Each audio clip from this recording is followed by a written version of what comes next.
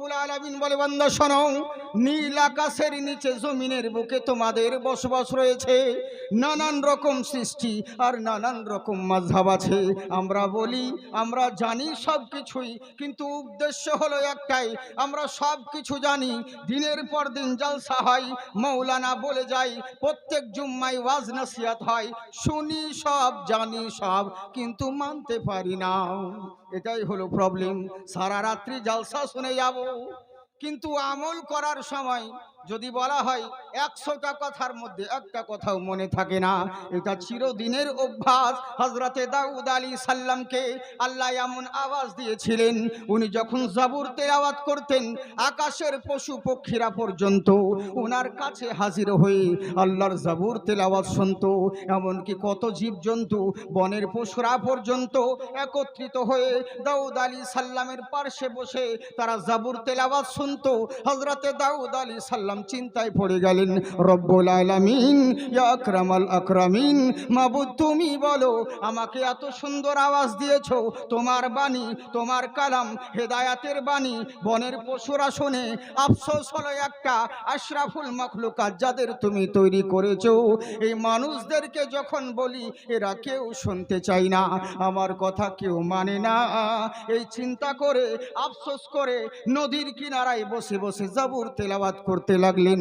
আল্লাহর কালাম যখন তেলাওয়াত করতে থাকে, দীর্ঘক্ষণ হয়ে গেল, উনার জাবুর তেলাওয়াত শোনার জন্য দরিয়ার যত মাছলি ছিল এরা সবাই কিনারায় হাজির হয়ে গেল। এরা কিনারায় হাজির হয়ে দাউদ আলাইহিস সালামের জাবুর তেলাওয়াত শুনছেন, আল্লাহর বাণী শুনতে আছে। এই গানে দাউদ আলাইহিস সালামের কওমের লোকেরা এরা সুযোগ পেয়ে গেল। এরা বলছে, শোনো রে, এ তো ভালোই সুযোগ হয়ে গেল। বলে কি হয়েছে? মেঘনা চাইতে বৃষ্টি হয়ে গেল। বলে কেমন কথা? বলে আর আমাদেরকে কষ্ট করতে হবে না। আমরা ভেবেছিলাম এই দরিয়ায় কোনো মাছ নেই, কোনো কিচ্ছু নেই, কিন্তু আজকে দেখে বুঝতে পারলাম দাউদ নবী যেই জায়গায় নদীর কিনারায় বসে বসে যখন জাবুর তেলাওয়াত করে, নদীর কিনারায় একত্রিতভাবে অনেকগুলো মাছ তারা কিনারায় হাজির হয়েছে। এক কাজ কর, আর আমাদেরকে কষ্ট করতে হবে না, এইখানে জাল ফেল আর মাছগুলোকে ধর। দাউদ আলাইহিস সালাম বললে, শোনো, তোমাদেরকে বলি, তোমরা কেউ মাছ ধরবে না, রবিবারের দিন মাছ ধরবে না। এরা বলল, ঠিক আছে, সোমবারের দিন ধরবো। বলে সোমবারের দিন মাছ ধরবে না। বলে ঠিক আছে, মঙ্গলবারের দিন ধরবো। বলে মঙ্গলবার মাছ ধরবে না। বলে ঠিক আছে, মঙ্গলবারে জাল দিয়ে আটকে রাখবো, বুধবারের দিনে ধরবো। মানে যেটাই বলে তার উল্টোটা করে, কেউ মানতে চায় না, সকল কথা অমান্য করে। হযরতে দাউদ আলাইহিস সালাম মনে দুঃখ পেয়ে গেলেন, আল্লাহর দরবারে বলেন, ও গো রব্বুল আলামিন, মাবুদ গো, তুমি তো সবই দেখো, তুমি তো সবই জানো, কিন্তু আমার নবী মুস্তাফা আল্লাহর কাছে দোয়া করেছিলেন, আল্লাহ, আমার যত উম্মত রয়েছে এদের তুমি আমাকে সঁপে দাও, এদের কাছে আযাব নিক্ষেপ করো না। আমি রাহমাতাল লিল আলামিন হয়ে দুনিয়ার বুকে আবির্ভাব হয়েছি, আমার উম্মতদের প্রতি সেরকম আযাব তুমি দেবে না। কিন্তু দাউদ আলাইহিস সালাম আল্লাহর কাছে প্রার্থনা করলেন, ওগো রব্বুল আলামিন, যারা আমার কথা অমান্য করে, যারা তোমার কথা অমান্য করে, যারা আমার কথা একটাও শোনে না, এই রকম কিরদুনের দলেরা, এরকম বাদরের দলদেরকে গজব দিয়ে দাও। ফাযাল্লাহুমা বিআযাবিকাল গারক, এদেরকে ধ্বংস করে দাও। এবার করলো কি? যেমন দাউদ আলাইহিস সালাম বলা, এরা মাছ ধরতে গেছে, কারো জাল কাঁধের উপরে, কারো জাল হাতের মধ্যে রয়েছে, যে যেই অবস্থায় ছিল, আল্লাহর নবীর বদদুয়াতে সঙ্গে সঙ্গে তারা বাদরে পরিণত হলো। আমার কথা বুঝতে পারছেন? একটু তাড়াতাড়ি বলছি বলে অসুবিধা হচ্ছে নাকি? হ্যাঁ, যেহেতু অনেক দেরি করে দিয়েছেন, দেরি হয়ে গেছে, বুঝলেন তো, এরই লেগেই। আর আপনাদের আমরা তো ভালো করেই জানি, যখনই 12টা বাজবে জালসা মানুষের মনে আর অতটা ওই আগ্রহ থাকে না আগেকার মতন, বুঝলেন, জালসা শোনার জন্য অতটা আর আগ্রহী নেই। এরই লেগে আমি অল্প বলি, কিন্তু চেষ্টা করি ইনশাআল্লাহ যতটুকু বলবো তাড়াতাড়ির মধ্যে যেন একটু বলা যায়, বুঝলেন। আর যদি ধরে লাই জীবনী মা শোনা গো, তাহলে তো 3 সেকেন্ডের কথা 3 ঘন্টা লাগবে, বুঝলেন, এরকম নয়। আর আপনারা যেমন, আমি তো জানি না, আপনাদের এখানে প্রথম আসছি, তেরি লেগেই জানি না কেমন হয়, আপনারা আমার কথা বুঝতে পারবেন কিনা। বাঙালি মানুষ যদিও বা, তো যাক গে, ইনশাল্লাহ একটু ভালো করে শুনুন, তাহলে হবে, কিন্তু ভুল বুঝবেন না। অনুরোধ থাকলে একটাই, ভুল বুঝবেন না। মৌলানা সাহেবদের বোঝাতে ভুল হয় না, পাবলিকের বুঝতে ভুল হয়। জানি না, মৌলানা বলেছে মদ খাবি না, মদ খাওয়া হারাম। আল্লাহর কালামে আছে মদ খাওয়া হারাম। বল খামরা, তোমরা কেউ মদ খাবে না, ব্যভিচারী করবে না, জুয়া খেলবে না, কিন্তু মানুষ সেটাই আমরা করি। তো মৌলানা সাহেব একটা ছেলেকে বোঝাচ্ছে, বাবা মদ খাস না, মদে ভীষণ ক্ষতি। বলে কে বললো আপনাকে? বলে দেখবি। বলে হ্যাঁ দেখান। তো মৌলানা যেন ছেলেটা না খায় এরই লেগে ও দুটো গ্লাস নিয়েছে, কাঁচের গ্লাস, আর দুটো গ্লাসে, একটা গ্লাসে পানি রেখেছে, আর আরেকটা গ্লাসে যে কেঁচো, বুঝেন তো, কোচা কোচা যে মাটিতে থাকে, যেটা পেটে কৃমি, ওই একটা কেঁচোকে ধরে পানির গ্লাসে রেখে দিয়েছে। তো মৌলানা বোঝাচ্ছে, বুঝতে পারলি? বলে এই তো বেশ আনন্দে আছে, লাফালাফি করছে। বলে দেখ এর আনন্দ কোথায় যাবে, পানির গ্লাস থেকে যেমন কেঁচোটাকে উঠিয়ে নিয়ে মদের গ্লাসে রেখেছে, ও যে মাথা ঢোকালো তো ঢোকালো, আর নড়েও না চড়েও না। তো মৌলানা ছেলেটাকে বোঝালে, বুঝতে পারলি? বললে হুজুর আপনি যা বোঝালেন জিন্দেগিতে ভুলবো না। বলে কি বুঝলি? বলে আপনি যা বোঝালেন তাতে বুঝতে পারলাম, কারো পেটে যদি কেঁচো হয়, কৃমি হয়, তো 2-1 গ্লাস চালালে কোনো ক্ষতি নাই, সব শেষ হয়ে যাবে। বুঝলেন? তো এই হচ্ছে ব্যাপার। মুখে বুঝাতে চাইলো এক, ই ব্যাটা বুঝে নিল আর এক। এরকম যেন না হয়, মনোযোগ সহকারে শুনবেন, তাহলে হবে। একবার হাত উঠিয়ে বলেন আল্লাহু আকবার। হ্যাঁ, সবাই উঠাচ্ছেন না, 2 হাত তুলে বলেন ইয়া রাসূলুল্লাহ। হ্যাঁ, তাই এবার বললেন, আল্লাহ এদের তুমি আযাব দিয়ে দাও, যেমন আযাবে পরিণত হয়ে গেল। দুপুর হয়ে গেল, বাড়িওয়ালা চিন্তা করছে কি ব্যাপার রে, অনেকক্ষণ হয়ে গেল, এখনো আমাদের বাড়ির লোক মাছ ধরে কেন এলো না। এরা চিন্তিত হয়ে গেল। আজকাল বৈজ্ঞানিকরা বলে, এখনকার সায়েন্স বলছে বানর থেকে মানুষ হয়েছে। আল্লাহর কালাম বলে, ওরে না, মানুষ থেকে বাঁদর হয়েছে, বাঁদর থেকে মানুষ হয় নাই। এরা করল কি, বাঁদরগুলো যখন আপন আপন বাড়ির মধ্যে প্রবেশ করে, এরা কি আর থাকতে দিবে? মানুষ হয়ে বেরিয়েছিল, বাঁদর হয়ে ঢুকেছে, ভয় বোঝা হয় বেরো বেরো। হ্যাঁ, তাড়িয়ে দিল। আসর হয়ে গেল, এরা আর এলো না। সবাই মিলে দাউদ নবীর কাছে গেল, বলে হুজুর গো, বলে কি হয়েছে? আমাদের ঘরের পরিবারের লোকেরা, এরা মাছ ধরতে গিয়ে এখন কেন আসে নাই, বাড়ি এখনো পর্যন্ত ফিরে নাই। দাউদ আলী সাল্লাম বলছে, শোনো, এরা আল্লাহর গজবে সবাই ধ্বংস হয়েছে। আমি যখন বলি তোমরা কেউ শোনো না, জেনে রাখো এরই লেগেই আল্লাহর তরফ থেকে গজব নাজিল হয়েছে। বলার উদ্দেশ্য হলো এটাই, যখন আমাদের সুযোগ থাকে মৌলবি বলে যায়, কিন্তু শুনি না। কিয়ামতের দিনে মৌলানা পার পেয়ে যাবে, মুহাজি সাহেব পার পেয়ে যাবে, বক্তা পার পেয়ে যাবে, বলবি আল্লাহ আমার দায়িত্ব ছিল বলার, বলে দিয়েছি, মানা না মানা ওদের ব্যাপার। এবার তোমরা বুঝো। এখন যেমন বলছো হাইয়া আলাস সালাহ, ইমাম মুয়াজ্জিনে চালা, সেদিন কিয়ামতেও হাইয়া আলাস সালাহ, ইমাম মুয়াজ্জিন তোরা পালা। এবার তোরা বুঝ সালা। বুঝলেন? এই হচ্ছে ব্যাপার। তখন এবার হবে ঝামেলা। কিন্তু কি করব, আমরা শুনি জানি কিন্তু আমল করি না, এটাই হলো বড় দুঃখের বিষয়। আল্লাহ যেন আমাদের সকলকেই সঠিকভাবে শোনার এবং বোঝার তৌফিক দান করেন, বলেন আল্লাহুম্মা আমিন। যাই হোক, বক্তব্য শুরু করা যাক। যিনারা এখনো বাইরে ছড়িয়ে ছিটিয়ে আছেন, তিনাদেরকে বলবো মাহফিলের দিকে এগিয়ে আসুন। অনেকজন বলে হয়তো যে হলো কি না হলো, হ্যাঁ অনেকক্ষণ সময় হয়ে গেছে, আপনাদেরকে বেশি বিরক্তও করব না। এরই লেগে বলবো, মেলা অনেক ঘুরেছেন, অনেক খেয়েছেন, একটু তাড়াতাড়ি করে মাহফিলের দিকে আসুন। বুঝতে পারলেন তো? হ্যাঁ, ইনশাআল্লাহ একবার মোহব্বতের সহিত দরুদের নজরানা পড়েন, আল্লাহুম্মা সাল্লি আলা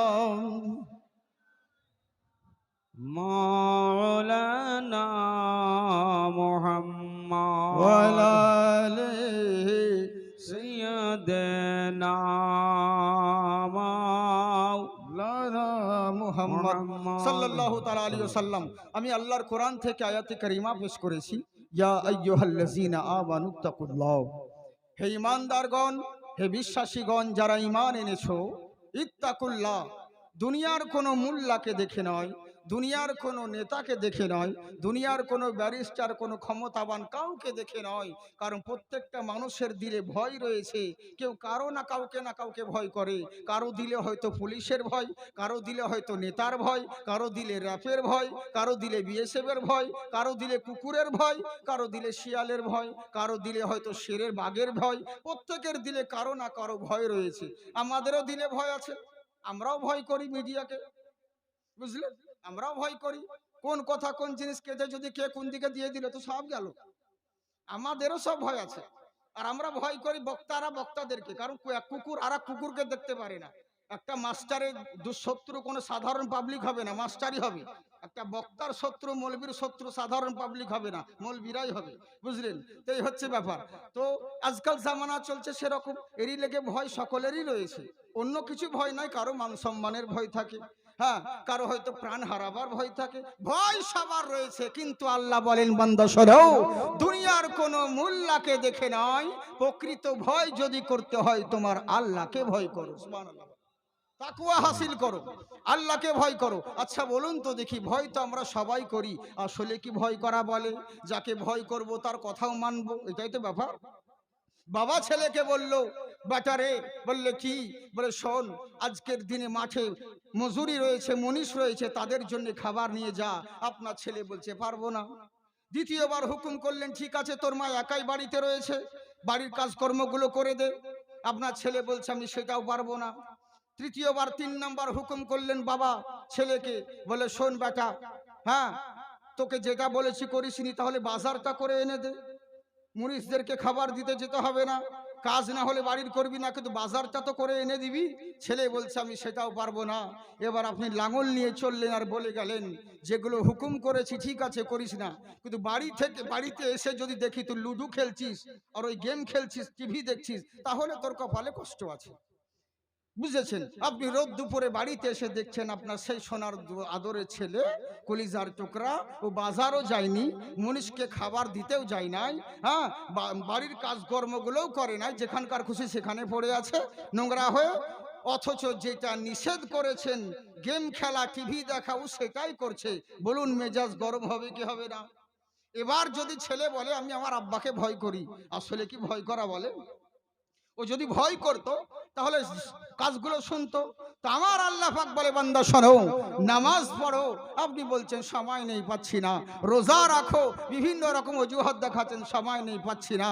হজ করো, নিজের মাল কষ্ট করে হজ করতে গেলে কষ্ট হচ্ছে, ব্যথা হচ্ছে, সময় নেই পাচ্ছি না। যাকাত দাও, কিছুই পারবে না। যেগুলো হুকুম করেছেন সেগুলো সবই অমান্য করছেন, যেটা নিষেধ করছেন ওয়াল খামরা ওয়াল মাইসারা, জুয়া খেলো না, মদ খেও না, আপনি সেই কাজগুলোকেই করছেন আর মুখে বলছেন আল্লাহকে ভয় করি। আসলে বুকে হাত দিয়ে বলেন, একে কি ভয় করা বলে? ভয় নয়, শুধু মুখে বলি আল্লাহকে ভয় করি, কিন্তু আসলে ভয় করি না। বহুদিন আগে আমার পাশে আমি এক জায়গায় গেছিলাম বলপুরে, তো ওখানে আমার জন্য বলতো জাকির সাহেবের মতন ইমাম কেউ কোথাও পাবো না। আমার লেগে বলতো জাকির সাহেবের জন্য জান দিয়ে দেবো, বুঝলেন? এত ভালোবাসতো যে আমার জন্য জান দিয়ে দিবে। কিন্তু বেটা কোনো দিন আমার পাশে চা খেয়ে চলে গেছে, কোনোদিন আমার 1 কাপ চায়ের দাম দেয়নি, আবার আমার জন্য জান দিয়ে দিত। তা আমরা এরকম মুখে সবাই বলি, কিন্তু কাজে কিন্তু কিছুই নয়, বুঝলেন? আল্লাহ রাব্বুল আলামিন বলে, বান্দা শোনো, হে ঈমানদারগণ, তোমরা তাকওয়া হাসিল করো। আচ্ছা, তাকওয়াটা কি জিনিস? শুধু তাকুয়া তাকুয়া আমরা শুনে যাই, কিন্তু তাকুয়াটা কি?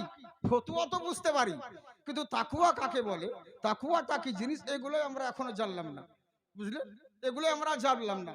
নদীতে ভেসে আসছিল একটা জিনিস, আশ্চর্য জিনিস। গ্রামের লোকেরা সবাই বলছে কি জানি রে, ওটা কি বিপদ সংকেত, কি এমন জিনিস, কিছুই বুঝতে পারলাম না। তো দেশের যে নামি দামি জ্ঞানী বুদ্ধিজীবী ছিল, তাকে ডাক দিলেন, বলে হুজুর আপনি দেখেন তো জিনিসটা কি। দেখা মাত্র মুচকি হাসলেন, হাসার পরে কান্না করতে লাগলেন। বলে হুজুর আপনি হাসলেন কেন? বলে হাসলাম এরই লেগে যে সামান্য একটা জিনিস নদীতে ভেসে আসছে, আর তোমরা কেউই চিনো না, এত গ্রামের লোক থাকতে কেউ বুঝতে পারলা না জিনিসটা কি। আমার কাছে এসেছো, যদি আমি না থাকি তাহলে তোমরা কোথায় যাবা? এরই লেগে হাসি পাচ্ছিল। বলে হুজুর কানলেন কেন? বলে কানলাম এরই লেগে, জিনিসটা যে কি সালা আমি বুঝতে পারিনি এখনো, বুঝলেন?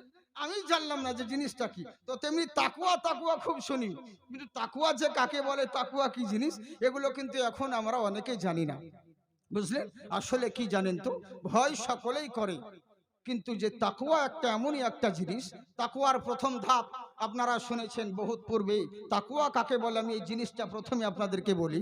আজকে হচ্ছে ফাতিহা ইয়াজদাহাম, তাই তো? গৌস পাকের 11वीं শরীফ। এই গৌসে পাক, তিনার আব্বা জানের নাম কি ছিল বলেন তো? কি ছিল? আবু সালে মুসা জঙ্গিদুস। হ্যাঁ, আবুন মানে হচ্ছে পিতা, সলে মানে হচ্ছে সত্যবাদী, সত্যের পিতা। মুসা শব্দের অর্থ হলো পানিতে ভেসে আসা জঙ্গি দোষ, যিনি নফসের সঙ্গে জিহাদ করতেন। হয়তো নফস বলছে সারা রাত জালসা শুনবো, হ্যাঁ, মন বলছে না জালসা শুনবো, নাচ বলছে চল বাড়িতে গিয়ে ঘুমাবো। মন বলছে না রে না, আর একটু 1 ঘন্টা বসে থাকি, কিন্তু নাচ বলছে না চল বাড়িতে গিয়ে লুডু খেলি। এই যে নফসের সঙ্গে জিহাদ করা, উনি নফসের সঙ্গে সবসময় জিহাদ করতেন। এরই লেগেই তিনাকে আবু সালে মুসা জঙ্গি বলা হতো, বুঝলেন। আমার ইন্টারনেটে শুনেছেন আপনারা ঘটনা, কিন্তু আমাকে বলতে বলছিলেন, আমি দুটো কথা শুধু বলে দিই। জমিন যদি ভালো হয় তো ফসল ভালো হবে, এটা জেনে রাখেন। হ্যাঁ, জমিন যদি ভালো হয় তো ফসল ভালো হবে, বাবা মা যদি ভালো হয় তো সন্তান ভালো হবে। আজকে গৌসে পাকের জিকির আজগার সারা জাহানে চলছে, প্রত্যেকটা মসজিদে, প্রত্যেকটা মাদ্রাসায়, সারা জাহানে মুসলমান জাতি যত রয়েছে একাধিক জায়গায়, বেশিরভাগ সংখ্যা জায়গায় বড় পীর আব্দুল কাদের জিলানীর গুণগান, গুণচর্চা হচ্ছে। কারণটা কি, কিসের জন্য, কেমন ছেলে উনি? আসলে দেখুন, ছেলে তো ছেলে, ওরে ছেলের বাপ মা কেমন ছিল সেটা দেখো, ছেলের বাবা মার কেমন তাকওয়া ছিল সেটা দেখো। উনি হচ্ছেন 2 তরফের পিরান পীর দস্তগীর গৌসে পাক। উনি 10 সিঁড়ি যদি ওপরে যান তাহলে উনার সিজরা একদম ইমামে হাসান অবধি পৌঁছাচ্ছে। আর মায়ের তরফ থেকে যদি একটু 13 সিঁড়ি পৌঁছান তো 13 সিঁড়ির পরে ইমামে হুসাইন রাদিয়াল্লাহু তাআলা আনহু অবধি পৌঁছাচ্ছেন।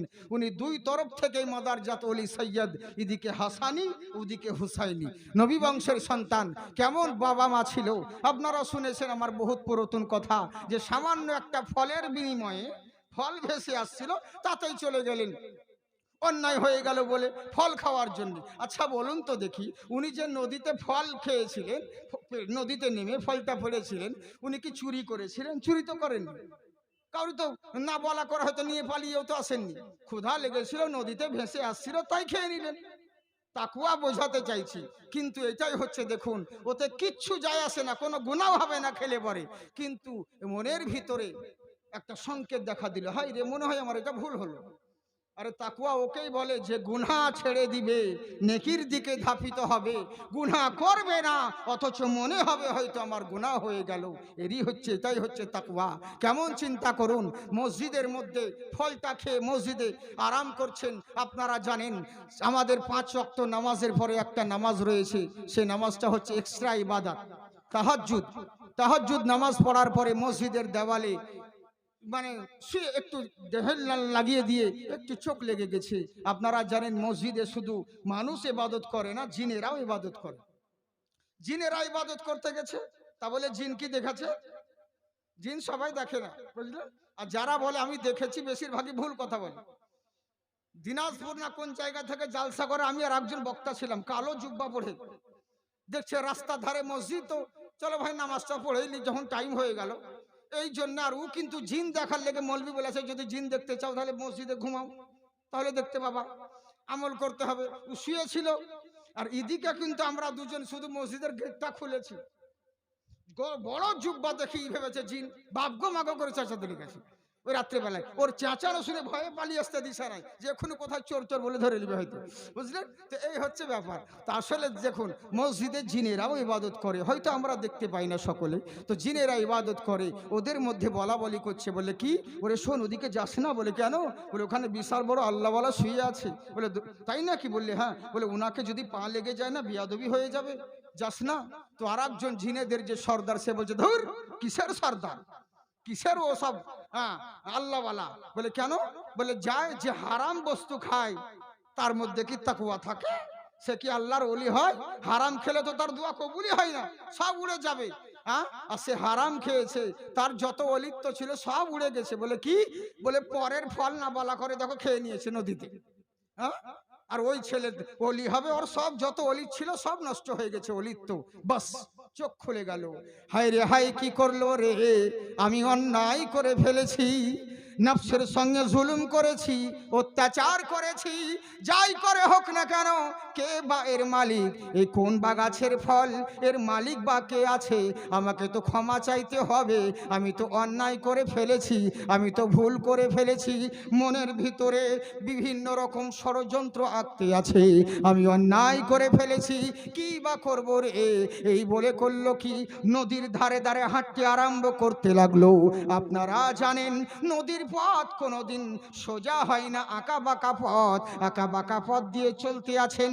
3 দিন 3 রাত্রি ধরে হাঁটতে আরম্ভ করলো, পা এলে গেছে, কিন্তু মনোবল এগিয়ে নিয়ে চলে, আর মনে মনে বলে ওরে পা, এখন খাস্তালে হবে, এখন আইলে হবে, তখন তো ফল খাওয়ার লেগে নদীতে নেমে পড়েছিলে, এখন বোঝো এর খেলা।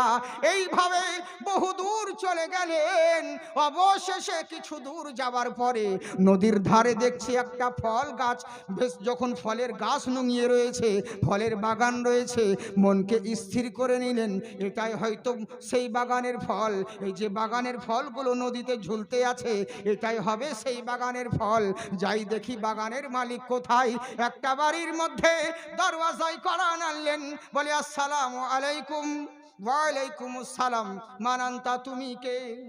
আপনারা জানেন বাড়ির মালিকের থেকে চাকরের গরম বেশি, হ্যাঁ, গাড়ির ড্রাইভারের থেকে খালাসির পিকআপ বেশি হয়। তো তেমনি বাড়ির দারোয়ান বলছে, কে তুমি? কি হয়েছে? দরজা কড়া নাড়ছো কেন? বললে, বাবা এই বাগানের মালিক কি এইটা? বলে, হ্যাঁ। কি হয়েছে বলো? বলে, ওনার সঙ্গে একটু দরকার ছিল। বলে, এখন হবে না, জোহরের সময় যখন হবে নামাজ পড়তে যাবে, মসজিদের দরওয়াজায় দেখা করে নিও। বুঝলেন? মসজিদের দুয়ারে দেখা করে নিও। অপেক্ষা করতে আছেন, জোহর হয়ে গেল, নামাজ হয়ে গেল। নামাজ পড়ে যখন বের হতে আছেন, সবারই সঙ্গে মুসাফা করার পরে শেষ বেলায় যিনি বসে রয়েছেন দেখছেন, বললেন এই বাগানের মালিক হলো উনি, আব্দুল্লাহ সুমাই। যখন মসজিদ থেকে বের হলেন, বলে আসসালামু আলাইকুম। এই যে সালাম দেওয়া, এটাও হলো নবী সুন্নাত। আমার আল্লাহ রসুল বলেন, শোনো, তোমরা একে অপরের সঙ্গে, ইসলাম ধর্মের খুবই, ইসলাম ধর্মের রওনাক এটাও হচ্ছে একটা জিনিস কি, বলে একে অপরের সঙ্গে যখন দেখা হবে, একে অপরের জন্য দোয়া করতে থাকবে, যত দোয়া করবে তত নেকি পাবে। আচ্ছা বলুন তো দেখি, কতজন আমরা বলে বেড়াবো আল্লাহ তোমাকে ভালো করুক, আল্লাহ তোমার অসুখ ভালো করুক, আল্লাহ তোমার ছেলেকে পড়া করুক, কতজনকে বলে বেড়াবো? কিন্তু আল্লাহ রসুল একটা সিস্টেম করেছেন, বলে এতবার দোয়া করার দরকার নেই, একটা কথার মধ্যে সব দোয়া ঢুকে যাবে। আল্লাহ তোমার ছেলে ভালো করুক, বউ ভালো করুক, স্বামী ভালো করুক, এত কিছু বলার প্রয়োজন নেই, শুধু একটা কথা বলো, আসসালামু আলাইকুম, বা সমস্ত দোয়া এর মধ্যে রয়েছে। বুঝলে? সালাম দিবে, কিন্তু আমরা সালাম দিই? সালামই দিই না। কতজন আবার মুখ তো সালাম দিলে পরে মানে বুঝেছেন, মুখটাকে চাড়িয়ে কোন দিকে যে উত্তর দেয় তা ঠিক নেই।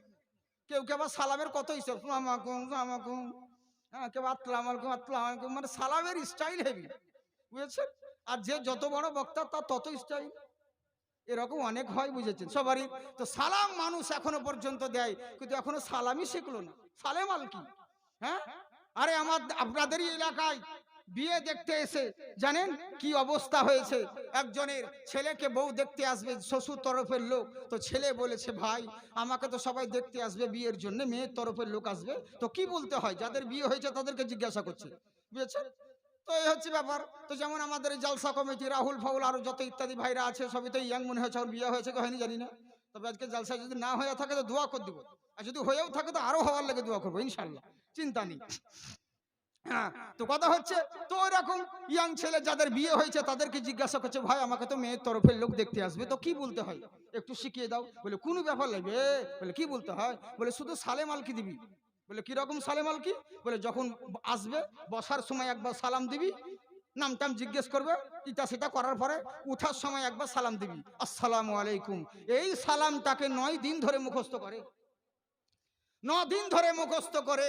যেই দিন ওকে মেয়ের তরফের লোক দেখতে এসেছে, সেই দিনকে সাজুন গুজুন করতে করতে সালাম ভুলে গেছে, সালাম ভুলে গেছে। কি বলতে হয়? এবার মেয়ের তরফের লোকেরা বসে আছে, হ্যাঁ, বললে এসো এসো, কি পয়সা ওদিকে দাও। হ্যাঁ, চাইলে যে দিতে হবে সেটা নয়, আসলে আমি কালেকশন বক্তা নই, বুঝলেন তো। এবার ধরেন আপনাদেরকে হয়তো লাস্টে বেলায় বলবো, যদি পারেন তো দিবেন, জোর জবরদস্তি কিছু নাই। আমি অত বিহায়াও লয় যে বারবার আপনাদেরকে চাইবো, দেন গো দেন গো, হয়তো 7-8 বার চাইবো। হ্যাঁ, তো যাই হোক, তো ইনশাল্লাহ অসুবিধে নেই। মা খালারা শোনো, তোমাদের জন্য দারুণ অফার আছে আজকে। আর তোমাদের জন্য কোনো মলবি তোমার আপন লয়, যদি আপন হয়তো আমি, পশ্চিমবঙ্গে যত বক্তা আছে তোমাদের আপন যদি হয়তো আমি, আমার কারণে 1000 টাকা করে পেয়েছো। বুঝলা? আমারই অনেক লক্ষ্মী ভান্ডারের ওয়াজ রয়েছে বিভিন্ন রকম, কত কি দোয়া করেছি জানো তোমাদের লেগেছে। আল্লাহ দোয়া করছি আর মন পরিবর্তন করে দাও, 500 জায়গায় 5000 দাও। কিন্তু 5000 না দেওয়াতে একটা জিনিস ভালো করেছে, যদি 5000 দিত তাহলে তোমাদের গরম তো আরো বেড়ে যেত। হ্যাঁ, তাহলে তো বলতা কথাই কথাই, বুঝলে? মানে স্বামীর কোনো গরমই দেখতে না। হ্যাঁ, এই হচ্ছে ব্যাপার। তো আল্লাহ মারকুটটা গরুকে শিং দেয় না, এরই লেগে তো চিন্তা নেই, তোমাদের জন্য ওয়াজ হবে যদি আল্লাহ বাঁচিয়ে রাখে, শোনাই, চিন্তা করো। তো এবার করলো কি, মেয়ের তরফের লোক দেখতে এসেছে, ছেলেটা সাজুন গুজুন করতে করতে সালাম ভুলে গেছে। তো বন্ধুরা বলছে বস সালাম, আসসালামু আলাইকুম, আসসালামু আলাইকুম, ইশারা করে বলে দিচ্ছে, ই তো ভুলে গেছে। শেষ বেলায় মেয়ের তরফের লোকেরা বলছে বসো বাবা বসো, দাঁড়িয়ে কেন আছো, বসো, তোমার সঙ্গে কিছু কথা বলবো, বসো। উপায় না থাকতে পেরে বলছে তোমাদেরকে বিসমিল্লাহ, বুঝেছেন, বিসমিল্লাহ। এবার এরা ভাবছে হয়তো মনে হয় আমাদের দিকে সালাম দেয়, এরা হয়তো বিসমিল্লাহ বলে এক এক জায়গার ফতুয়া এক এক রকম বলবি, এক এক রকম ফতুয়া দিচ্ছে, হয়তো হতে পারে এদিকে বিসমিল্লাহ বলে যা হলো হলো। আসো বসো, নাম কি বাবা, অমুক, কি করো বাবা, এই কতদূর পড়াশোনা করেছে, এই ইনকাম কত করে, এই যা জিজ্ঞাসা করা করে 200 টাকা হাতে ধরিয়ে বলছে এবার উঠো বাবা, তোমার সঙ্গে আর দরকার নেই, তোমার বাবা মার সঙ্গে কথা বলবো, গার্জেনের সঙ্গে, তুমি উঠো। ই কিন্তু আর উঠতে চাই না, ও যে উঠার সময় কি বলতে ভুলে গেছে। তো তো বন্ধুরা বলছে আবে যা, মান সম্মান তো লাজে গোবরে চলে গেল, মাঠে ঘাটে চলে গেল, কমসে কম যাওয়ার সময় তো বল, সালামটা দে ঠিকভাবে, তাও তো মান সম্মান বাঁচবে। এই লেগে বন্ধুরা ইশারা করে বলেছে আসসালামু আলাইকুম, আসসালামু আলাইকুম, ইশারা করছে, ই তো তাকাচ্ছে। যখন উপায় নাই আর কি করবে তখন বলছে তোমাদেরকে আল্লাহু আকবার। বুঝলে, এই তো হচ্ছে ব্যাপার। এখন আমরা সালামি জানি না, সালামি শিখলাম না, অনেক মুসলমান এরকম আছে, বুঝলেন তো। এরই লেগে তো বলে দাढ़ी मुंडवाए मुँह छुड़ाए औरत जैसी शक्ल बनाए, तुम्हें क्या हो गया है, तुम्हें क्या हो गया है, राज शरीयत तुमको नभाए औरों की चलन निभाए, तुम्हें क्या हो गया है, तुम्हें क्या हो गया है। সালাম দিতে হবে। আমার নবী বলেছেন শোনো, একে অপরের সঙ্গে দিদার করতে গেলে তাকে সালাম আগে দাও। সালাম কেমন জিনিস, সালামের বরকত কতটা, সালাম কি জিনিস সেটাই আপনাদেরকে বলতে চাই। কেমন সালাম জেনে রাখুন, যতটুকু বলবো আর যত সময় বলবো খুব মূল্যবান কথা বলবো, বুঝলেন। আমি বসে থাকি না চুপ করে, লম্বা লম্বা বড় 3-4 বার দরুদও পড়াবো না, কোনো ব্যাপার নেই, টেনশন নেই, বুঝলেন। তবে যত কথা বলবো ইনশাল্লাহ খুব শিক্ষণীয় বিষয়ের কথা বলবো, কিন্তু অসুবিধে নেই। আপনারা সব বুঝতে পারছেন তো? হ্যাঁ, বাহ বাহ বাহ, একবার হাত উঠিয়ে বলেন আল্লাহু আকবার। হ্যাঁ, এখন সবাই উঠাচ্ছেন না, আবার ভোটের সময় আর এই লুঙ্গি তোলে বলবে ইনকলাব জিন্দাবাদ, বডি থাকবে মাথাবা। ওরকম করেন না সোনামুখী, আল্লাহ আপনাদেরকে খুব ভালো রেখেছে গো, আপনারা খুব ভালো মানুষ, সত্যি আপনার এলাকার মানুষ খুবই ভালো মানুষ। আর আমরা কেনই বা ভালো হব না, আমরা তো আশরাফুল মখলুকাত, আমরা সর্বশ্রেষ্ঠ মানুষ, শুধু জুতো চুরি করি তাই, বাকি আমরা তো ভালো। এই হচ্ছে ব্যাপার, তো মন দিয়ে শুনেন তাহলে হবে। আল্লাহ রাসূল বলেন সালাম দিবেই একে অপরের সঙ্গে দিদার করতে গেলে। পুরাতন জামানায় আপনারা জানেন বাড়ির লোকে কর্মচারী রাখতে হতো, কাজকর্মের জন্য দাসী রাখতো। আহারে মক্কা নগরে করলো তাকি, দাসী রেখেছে এক বয়স্ক মহিলা, পরের বাড়িতে কাজ করে, কর্ম করে বেতন পায়, পরের গোলামি করে। ওই বয়স্ক মহিলা 2 দিরহাম তার মালিক দিয়েছিল, বলে এই 2 দিরহাম নিয়ে একটা দিরহামে জও কিনবে, আর একটা দিরহামে ওই জও পিষে নিয়ে আটা নিয়ে বাড়ি আসবে। এই 2 দিরহাম দিয়েছিল বয়স্ক মহিলাকে। মহিলা করেছে কি, রাস্তায় যেতে যেতে 2 দিরহাম হারিয়ে ফেলেছে, হারিয়ে দিয়েছে। কি করবে, খুঁজতে লাগলো। হ্যাঁ, যখন হারিয়ে গেছে খোঁজাখুঁজি করছে। আমার নবী মুস্তাফা বললেন শোনো, এই বুড়ি মহিলা কিসের জন্য কান্না করো আর কিসের জন্য খোঁজাখুঁজি করো? বলে হুজুর আর বলবেন না। বলে কি হয়েছে? আমার মালিক আমাকে 2 দিরহাম দিয়েছিল জও কেনার জন্য, আটা নিয়ে যাওয়ার জন্য। এখন হুজুর 2 দিরহাম আমি হারিয়ে ফেলেছি, কি করব বলুন? আমার নবী মুচকি হেসে বললেন তাই নাকি? বললে হ্যাঁ। বলে চিন্তা করো না, তোমাকে কান্না করতে হবে না, না। আমি নিজের পকেট থেকে নবী মুস্তাফা আমার 2টো দিরহাম বের করে বুড়ি মহিলার হাতে দিলেন, বলে এই নাও এই 2টো দিরহাম, যাও গিয়ে যাও কিনে আটা পেশাই করে তোমার মালিকের বাড়িতে পৌঁছে যাও, তোমাকে আর চিন্তিত হবে না, তোমার আর প্রবলেম হবে না। যেমন টাকা দেওয়া, বুড়ি মহিলা আরো কান্না করতে লাগলো, বলে কিসের জন্য কান্না করো? বলে হুজুর আর বলবেন না। বলে কি হয়েছে গো? বলে আপনি তো 2টো দিরহাম দিলেন, সেই তো ঘুরিয়ে একই ব্যাপার হয়ে গেল। 2টো দিরহাম দিলেন, এই দিরহামে আমি জও কিনবো, আটা নেব, পেশাই করব, বাড়ি যেতেই তো আমার সন্ধে হয়ে যাবে, কি করব? সেই ঘুরিয়ে তো একই সময় হয়ে গেল, এমনিতে তো দুপুর হয়ে গেছে। আমার মালিক কিন্তু খুবই কড়া, আমি যাওয়ার পরে বলবে এতটা সময় কোথায় ছিলি? না আমার ঘর বাদ দিয়ে অন্যজনের কাজ করতে গেছিলি, আমাকে তো বকুনি দিবে, আমাকে তো তখন উল্টো পাল্টা কথা বলবে, আমাকে ধমক দিবে, আমি কি করব? সেই তো ঘুরে একই ব্যাপার, পয়সা দিলেও যেই কষ্ট, পয়সা না দিলেও সেই কষ্ট। আমার নবী মুস্তাফা বললেন শোনো, তুমি চিন্তিত হয়ো না, আমি নবী বলতে আছি, তোমার কোনো প্রবলেম হবে না, চলো আমি তোমার সঙ্গে যাব, তাহলে তোমার মালিক যেন কিছু না বলে। তোমার মালিক যখন জিজ্ঞাসা করবে আমি তখন বলবো এই তোমার ভাঁদিকে বকিও না, ওর সময়টা আমি ওকে ঘিরে রেখেছিলাম।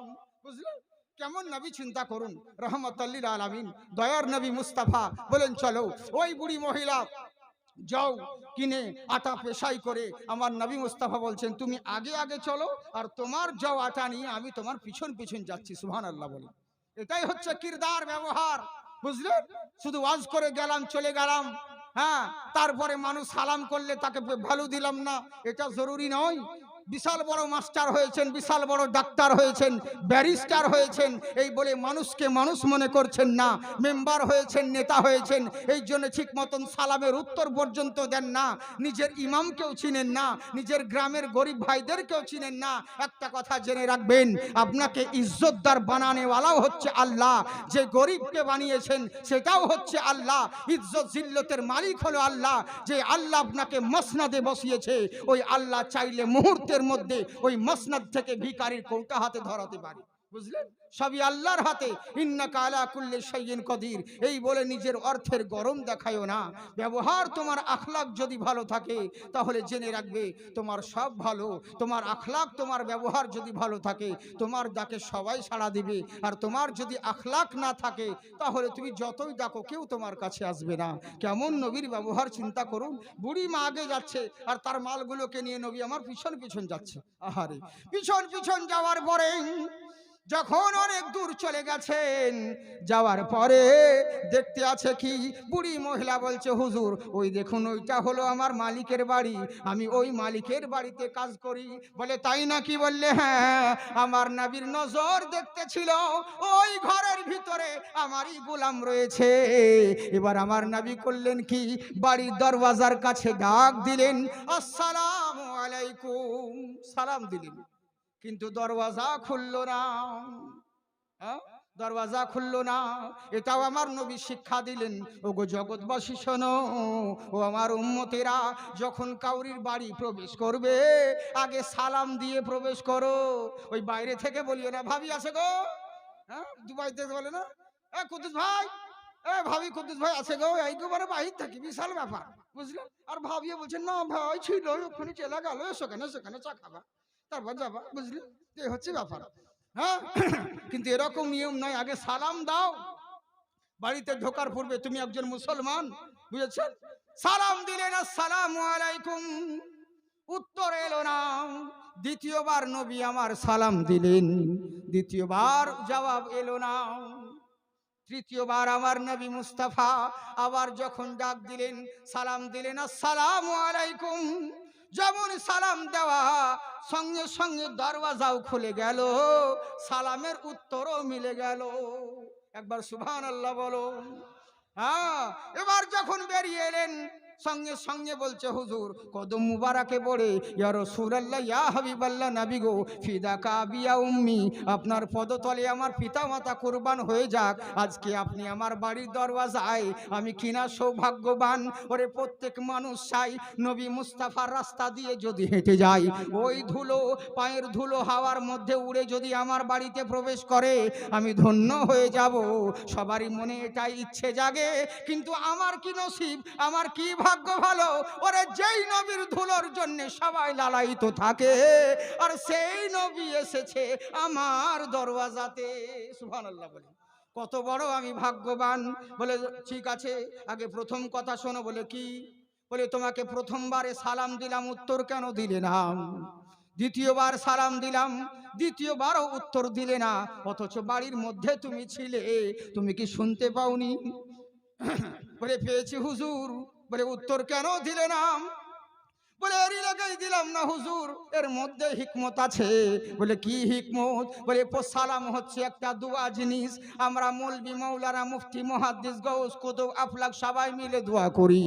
এর ওসিলায় দোয়াতে কত রকম পড়তে হয়, কুল শরীফ, দরুদ শরীফ, নবীর ওসিলা সমস্ত কিছু বলার পরে দোয়া পাঠাতে হয়।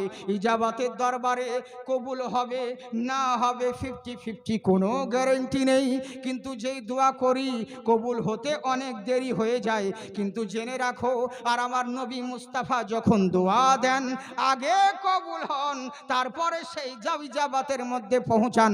জেনে রাখো, সবাই নবীর ওসিলায় দোয়া করতে থাকে, আর নবী স্বয়ং আমার বাড়ির দরওয়াজায় দোয়া দিতে আছে।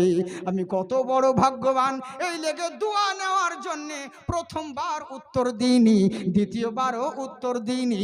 আল্লাহ রসুলের মুখ থেকে আমার জন্য দোয়া নাজিল হোক, এরই লেগে দ্বিতীয়বারও উত্তর দিইনি।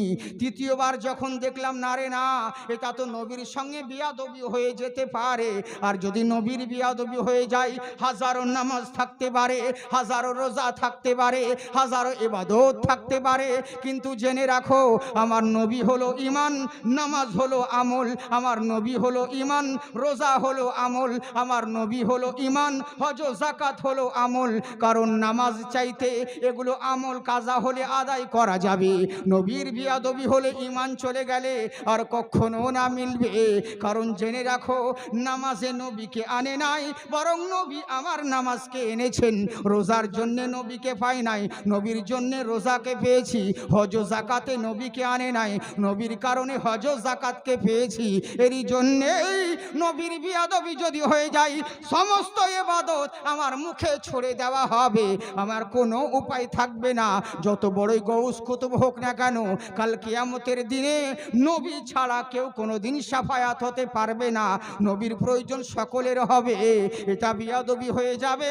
এরই লেগেই হুজুর তৃতীয়বার আর থামতে না পেরে আমি তাড়াতাড়ি দরওয়াজা খুলে উত্তর দিয়ে দিলাম। বলে বেশ ঠিক আছে, ভালো করেছো, ভালো কথা, আমি যে কারণে এসেছি আগে সেটা বলি। বলে বলেন হুজুর। বলে এটা কি তোমার বাদী? বললে হ্যাঁ হুজুর, এটাই হলো আমার গোলাম, আমার বাদী। বললে শোনো, তুমি 2 দিরহাম দিয়েছিলে তাকে যাও কিনতে, এই মহিলা 2 দিরহাম হারিয়ে ফেলেছিল, তাই কান্না করছিল রাস্তায়। আমি নিজের 2 দিরহাম দিয়েছি, তার যাও পেশাই করে আটা নিয়ে তোমার বাড়িতে নিয়ে এসেছি, একে তুমি ডাঁটবে না, একে তুমি বকা দেবে না।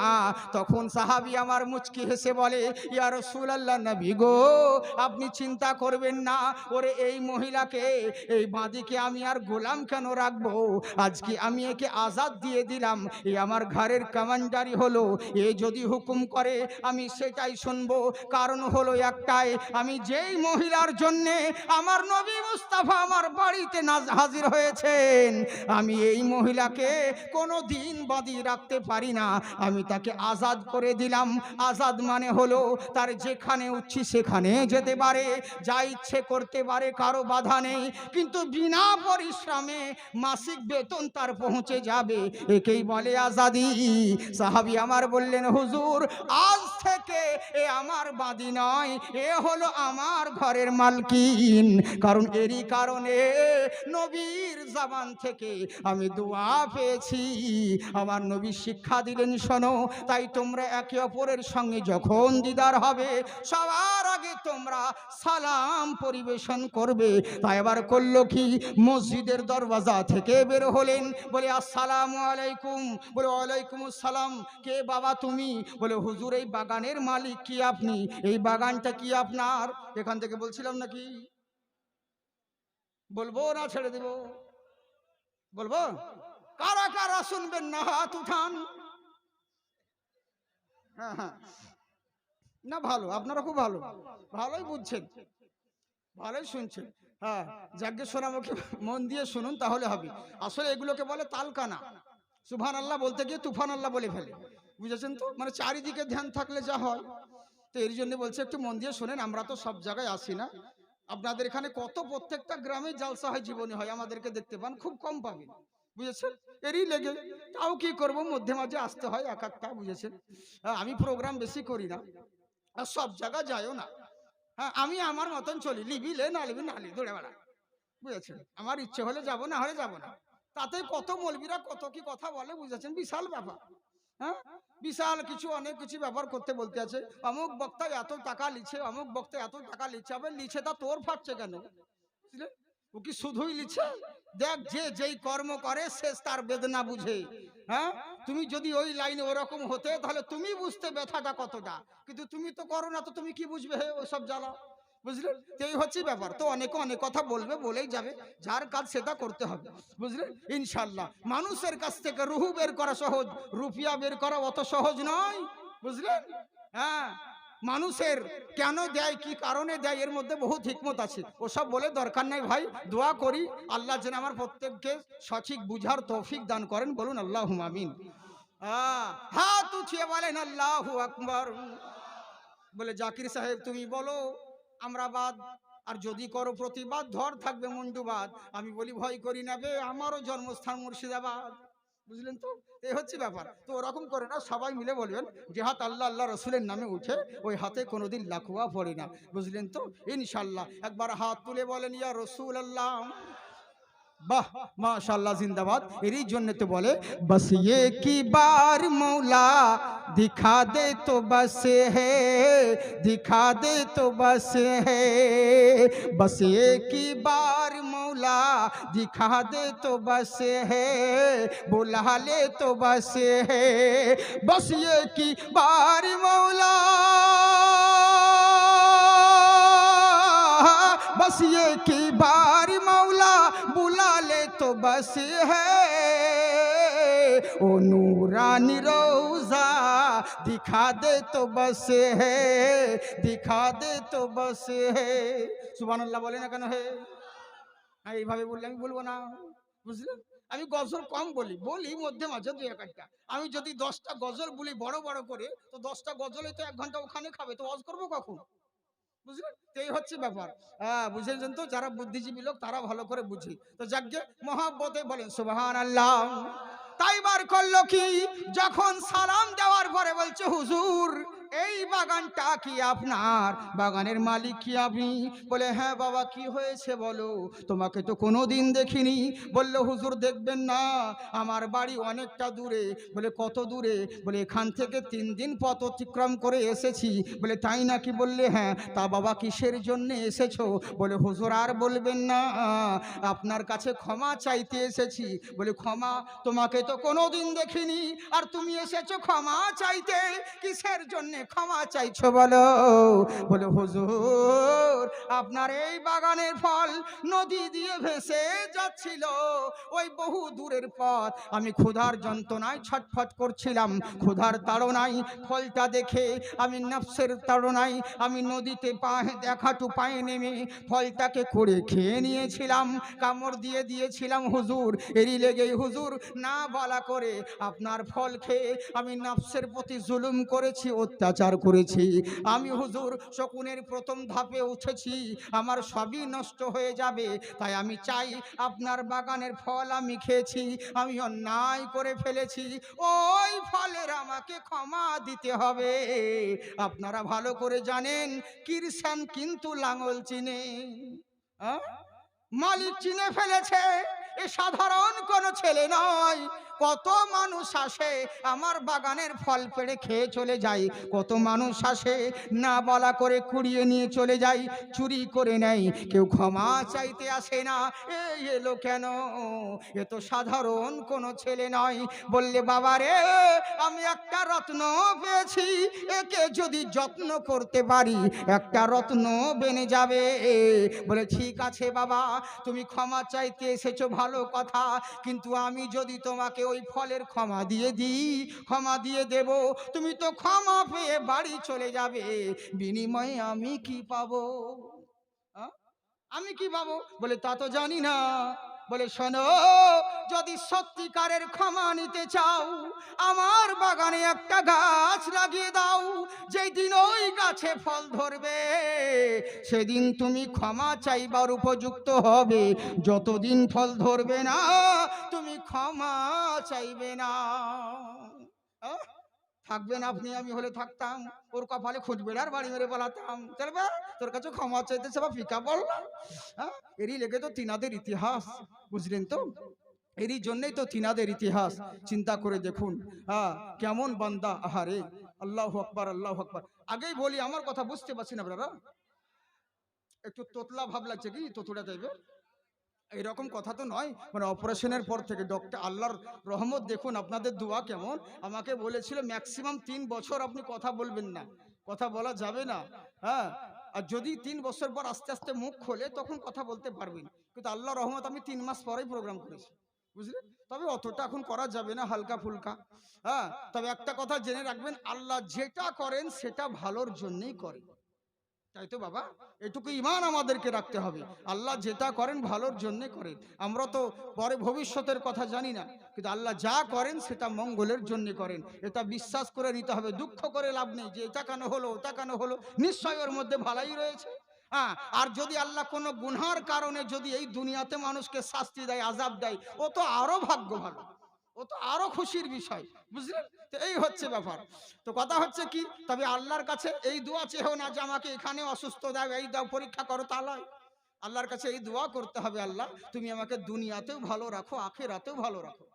হ্যাঁ, সেদিন একজন গজল বলছিল, হ্যাঁ, এ দুনিয়ার কত মাবুদ সইব যন্ত্রণা, দুনিয়াতে নাও কাদাইয়া, আখেরাতে কাদায় না। পাবলিক বলছে সুবহানাল্লাহ, যে যা মোল্লা হবে সব জায়গায় সুবহানাল্লাহ বলতে হয় না। বলে কেন? বলে গজলটা বুঝলি? ও বলছে দুনিয়াতে নাও কাদাইয়া, আখেরাতে কাদাইও না, মানে দুনিয়াতে যা কষ্ট দেওয়ার দিয়ে দাও, এই দোয়া করিও না ভাই, আল্লাহ যদি কষ্ট দিতে লাগে, কষ্ট সহ্য করতে না পেরে ঈমান পর্যন্ত হারা হয়ে যাবে, তার মানে ওই দোয়া করিও না, রব্বানা আতিনা ফিদ দুনিয়া হাসানাতাও ওয়া ফিল আখিরাতি হাসানাও ওয়া কিনা আযাবান্নার। আল্লাহর কাছে এই দোয়া করো, রব্বুল আলামিন আমাকে দুনিয়াতেও ভালো রাখো, আখিরাতেও ভালো রাখো, জাহান্নামের আগুন থেকে মুক্তি করো, এই দোয়া করো। কিন্তু না বুঝে আমরা পাবলিক এখন সুবহানাল্লাহ সব জায়গাতে বলে দিই। আসলে কি জানেন তো, প্লাস্টিকের জোরে, প্লাস্টিকের জ্বালায় কাঁসা পিতলের কোনো দাম নাই। হ্যাঁ, কোনো দাম নাই, সবই প্লাস্টিকের। কিন্তু চিন্তা করলাম যে শুধু ভাত রান্না করতে গিয়ে ওই এক জায়গাতে প্লাস্টিক মার খেয়ে গেল, কারণ আগুনে তো হবে না আর প্লাস্টিক রান্না করা, ওই সেই স্টিলের বা কাঁসার পিতলের এগুলোই লাগবে, ওই জায়গাতে প্লাস্টিক মারা খেয়ে গেছি। সিটি গোল্ডের জ্বালায় স্বর্ণের মানে দাম নাই। হ্যাঁ, স্বর্ণের দাম নাই। বাসে ছিনতাই হয়েছে, আমি এগুলো হাসছে, বলে হাসছো কেন গো, তোমাদের অত মাল আলিয়ে চলে গেল, কানে নিচে গেল। বলে হুজুর বুঝবেন না। বলে কি বলছে? সিটি গোল্ডের। হ্যাঁ, সিটি গোল্ডের, হাই রে হাই রে, মানে সিটি গোল্ডের জ্বালায় ডাকাতরা পর্যন্ত ধোকা খেয়েছে গো। এটা পাক্কা, এগুলো হচ্ছে অন্যায়, কিন্তু বেচারিয়া কষ্ট করে ছিনতাই করছে আর তুমি তাদেরকে সিটি গোল্ড ধরিয়ে দিচ্ছ, এটা করা ঠিক নয় কিন্তু, বুঝেছে তো? সিটি গোল্ডের জ্বালায় সোনার মজবুরি, কিন্তু সোনা সোনাই থাকবে, তুমি যতই যা কিছু করো। সিটি গোল্ড কদিন মার্কেট নিবা? সাময়িকের জন্য, কিন্তু সেই স্বর্ণের কাছেই আসতে হবে। হ্যাঁ, আর সোনার দাম চিরদিনই দাম থাকবে, তাতে পাবলিক যতই বিরোধিতা করুক আর যতই করুক না কেন। হ্যাঁ, ইঙ্গিতে কোন দিকে দোষ দিচ্ছি তার মানে ভালোই বুঝতে পারছেন, বুঝলেন? এই হচ্ছে ব্যাপার, দেশের পরিস্থিতি হচ্ছে এরকম। হ্যাঁ, সকলের জ্বালায় আর আমাদের কোনো নাই। এখন তো ওয়াজ আওয়াজ সব রকমই চলছে, এরই লেগে আমার আর কোনো কি করব বলেন, উপায় নেই। এই জন্য মজবুরিতে পড়ে কিছু কিছু কথা বলতেও হয়। হ্যাঁ, রঙ্গমঞ্চ হচ্ছে জলসাই, রঙ্গমঞ্চ হয়ে বলতে আছে কি, ওখানে কীর্তন চলছে, আর কীর্তনের সময় ওদের জালসা ঘরে বলতে আছে বলে কি, লঙ্কা যে জয় করিল তার নাম জানো কি, মানে ভুলে গেছে, গান বলতে বলতে ভুলে গেছে। তখন এবার যারা ওর বাজনা পার্টি ওদেরকে জিজ্ঞাসা করছে, লঙ্কা যে জয় করিল তার নাম জানো কি, এরা তখন বলছে ওবে 10 আনার ভাগ 1 ভাগ দাও, আমরা বলবো কি? হ্যাঁ, তুমি তো এই 12 বছর ধরে 10 আনা তুমি নাও আর আমাদেরকে 1 আনা দাও, এটা চরম জুলুম, আমরা বলতে পারবো না। তখন দেখছে এ তো মান সম্মানে পড়ে যাব, তখন বলছে আজ থেকে ভাগ হইবে সমানের সমান। তখন এরা বলছে লঙ্কা যে জয় করিল বীর হনুমান। পাবলিক বলছে বারে ভগবান, বুঝলেন? মানে এরা ভাবছে ওটাও গান, কিন্তু গান লাই, ভুলে গেছিল, ওদের মধ্যে কথা চলছিল। তো এই হচ্ছে ব্যাপার, না বুঝাতে খালি উল্টা পাল্টা বলে দিই, এই হচ্ছে ব্যাপার। তো জেনে বুঝে সুবহানাল্লাহ বলতে হয়, বুঝলেন তো? একবার নবীর মুহাব্বতে পড়ে জোরে বলেন সুবহানাল্লাহ।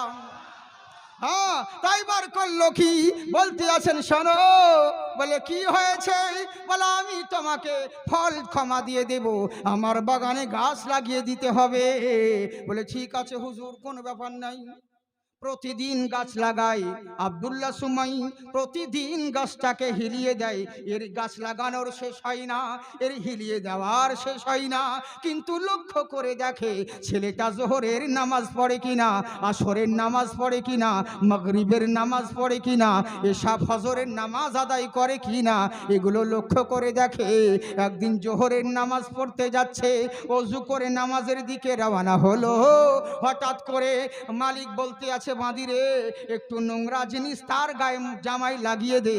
যেমন জামাই লাগিয়ে দেওয়া, চট করে বলছে হ্যাঁ আমি নামাজ পড়তে যাচ্ছি তুমি আমার জামাই নোংরা লাগিয়ে দিলে, এই কথা বলে দিল, বুঝলেন তো? খুব সুন্দর কথা। হ্যাঁ, আসলে কি জানেন তো, মানে ফাতিয়া ইয়াজদাহাম আজকের দিনে, আর অনেকের অনুরোধের কারণে আমাদের নিজস্ব কিছু বলতে পারি না, এরই জন্য আমাদেরকে বলতে বাধ্য হয়। কিন্তু এর মধ্যে কিছু কিছু কথা আমি টপিক দিয়ে বলছি, মেন মেন জিনিস সম্পূর্ণ বলছি না। হ্যাঁ, তো যাকে শুনবেন তো, চলবে তো যাই। হ্যাঁ, মুহূর্তের মধ্যে টপিক চেঞ্জ করে দিব, কোনো ব্যাপার নেই। যদি বলেন তাহলে অন্য লাইনে চলে যাচ্ছি। ঠিক লাইনে আছি? হ্যাঁ, এই তো বাবজি বুঝেছে, বিহার বাড়িতে মরার কাঁদুন কাঁদলে হবে না, আর মরার বাড়িতে বিয়ের গীত গাইলে হবে না। তো ঠিক আছে ইনশাল্লাহ, ফাতিয়া ইয়াজদাহাম এরই লেগে বলতে আছে, কেমন তাকওয়া জিনিস চিন্তা করুন। আরে ইনি করলো কি, যেমন জামাই নোংরা লাগিয়ে দিয়েছে, সঙ্গে সঙ্গে যাও আমি নামাজ পড়তে যাবো, তুমি আমার জামাই নোংরা লাগিয়ে দিলা, যা চরম অন্যায়, বুঝলেন? চরম অন্যায়। বাঁধি চলে গেল, বাঁধিকে জিজ্ঞাসা করে, বাঁধি রে কি বললো? বলে হুজুর আর বলবেন না। বলে কি হয়েছে? বলে হুজুর একটু চোখ দেখিয়েছে, গরম করে কথা বলছে। মালিক বলছে আমার বাগানে এখনো ফল ধরে নাই, দিন আসে রাত যাই, রাত আসে দিন যাই, কয়েকদিন কেটে গেল, কেটে যাওয়ার পরে আবার যখন ফেরত এলো, হঠাৎ করে একদিন মা সিত্তাতি তাকবীরাতি ওয়াজিবুল্লাহ তাআলা, বছরের একটা দিন 5 তাকবীরের শহীদ, মা সিত্তাতি তাকবীরাতে 6 তাকবীরের শহীদ, ওই যে জানাজার নয়, ওই যে ঈদুল ফিতরের নামাজ করলো কি, 6 তাকবীরের শহীদ ঈদুল ফিতরের ওয়াজিব নামাজ পড়তে যাচ্ছে। বছরকার দিন খুশির দিনে নামাজ পড়তে যাবে, গোসল করে ওযু করে পাঞ্জাবি পরিধান করে নামাজ পড়তে যাচ্ছে। আবার মালিক তার বাঁধিকে বলল, বাঁধি রে আবার কিছু জিনিস তার গায়ে লাগিয়ে দে। আবার যেমন একটা নোংরা জিনিস তার গায়ে লাগিয়ে দিয়েছে, উনি আর কিছু বললেন না, নদীর পানি দিয়ে হোক আর কুয়ার পানি দিয়ে হোক নিজের জামাটাকে নিচড়ে নিয়ে ধৌত করে ঘাড়ের মধ্যে ফেলে চলে গেলেন নামাজের দিকে। মালিক বলছে শোনো, এত দিনে আমার বাগানে ফল ধরেছে, বুঝলে? এগুলো হিকমতের কথা, সবাই বুঝবে না। চলে এলাম, ইনি বলছে বাবা আবু সালে, বলে বলেন হুজুর। বলে তুমি কি ক্ষমা চাইবে না? বলে হ্যাঁ তো হুজুর, ক্ষমা চাওয়ার জন্য এতদিন ধরে পড়ে রইলাম, আপনি কি ক্ষমা দিবেন? বলে হ্যাঁ বাবা, কিন্তু একটা কথা বলো। বলে বলেন হুজুর। বলে আমি তোমাকে ক্ষমা দিয়ে দিলে তুমি তো ক্ষমা পেয়ে যাবে, ক্ষমা পেয়ে চলে যাবে, কিন্তু বিনিময়ে আমি কি পাবো? বলে হুজুর কি পাবেন বলেন? আমি বলতে পারবো না। তখন মালিক বলতে আছে, বাবা রে, আমি তোমাকে যদি সত্যিকারের ক্ষমা নিতে চাও আমি তোমাকে ক্ষমা দিয়ে দেব, কিন্তু তার আগে আমাকে ঋণ মুক্ত করে দাও। বলে কিসের ঋণ? বলে তুমি কি জানো না আমার নবী বলেছেন শোনো, প্রথম নম্বর শর্ত হলো যখন কোনো মানুষ মারা যাবে বেশি দেরি করবে না, তাড়াতাড়ি বিবাহ দিয়ে দিও। তাড়াতাড়ি যখন কোনো মানুষ মারা যাবে বেশি দেরি করবে না, তাড়াতাড়ি তাকে দাফন করে দিও, বিদায় দিয়ে দিও, বেশি তাড়াহুড়ো করিও না। অনেক মানুষ জানাজার ময়দানে বলে, এই বলে সাহেব কাজ আছে তাড়াতাড়ি করেন, কাজ আছে, এই আছে, কত রকম বলে যেমন ধরে।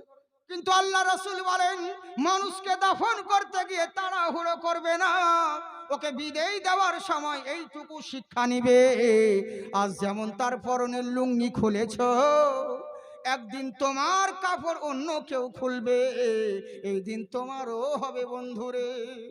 চিরদিন সবার সমান যায় না। ফালাউলাইজা বালাগাতিল হুলকুম ওয়া আনতুম হিনা ইজিন তানজুরুন। যতই মস্তানি করে বেড়াও, যতই লাফালাফি চাপালহুয়ানগিরি করে বেড়াও, চিরদিন সবার সমান যায় না, এই ক্ষমতাও চিরদিন থাকবে না। একদিন এমন আসবে যেদিন তোমার নিঃশ্বাসটা তোমার হুলকুমে এনে ঠেকাবে, ওয়া আনতুম হিনা ইজিন তানজুরুন। সেদিন তুমি অসহায় হয়ে যাবে, নিরুপায় হয়ে যাবে, ইচ্ছে করবে কথা বলার, মুখ ফুটবে না, বুক ফাটবে তো মুখ ফুটবে না, চেষ্টা করবে হাত পা নড়ার, কিছুই করতে পারবে না, তুমি অসহায় হয়ে যাবে। কেন হবে জানো? কুল্লু নাফসিন যায়কাতুল মউত। পৃথিবীর বুকে বহু জিনিসের স্বাদ চেখেছো, বহু জিনিসের স্বাদ গ্রহণ করেছো, একদিন মরণের স্বাদ গ্রহণ করতে হবে, মরতে সকলকেই হবে। তাই এবার জেনে রাখো, কোনো মানুষকে মাটি দেওয়ার সময় তাড়াহুড়ো করবে না, ওকে ভালোভাবে দাফন করে দিও। দ্বিতীয় নাম্বার হলো, যদি কারো ঘরে বিবাহযোগ্য মহিলা থাকে দেরি করবে না, ওর তাড়াতাড়ি বিয়ে দিয়ে দিও, বেশি দেরি করবে না। আমরা অনেকেই ভাবি মুসলমানদের ধর্ম, ইসলাম ধর্মে মেয়েদেরকে শুধু বদ্ধ ঘরে থাকতে বলেছে, কিছু করতে পারবে না, এটা ভুল ধারণা। কে বলেছে? ইসলাম ধর্মে মেয়েরা, ছেলেরাও যেটা করে মেয়েদেরকেও অধিকার দেওয়া হয়েছে। মেয়েরা ডাক্তার হতে পারে, ইঞ্জিনিয়ার হতে পারে, ব্যারিস্টার হতে পারে, কালেক্টর হতে পারে, সব রকম হতে পারে, সব কিছু পড়তে পারে, ইসলাম বাধা দেয়নি। কিন্তু একটা শর্ত আছে।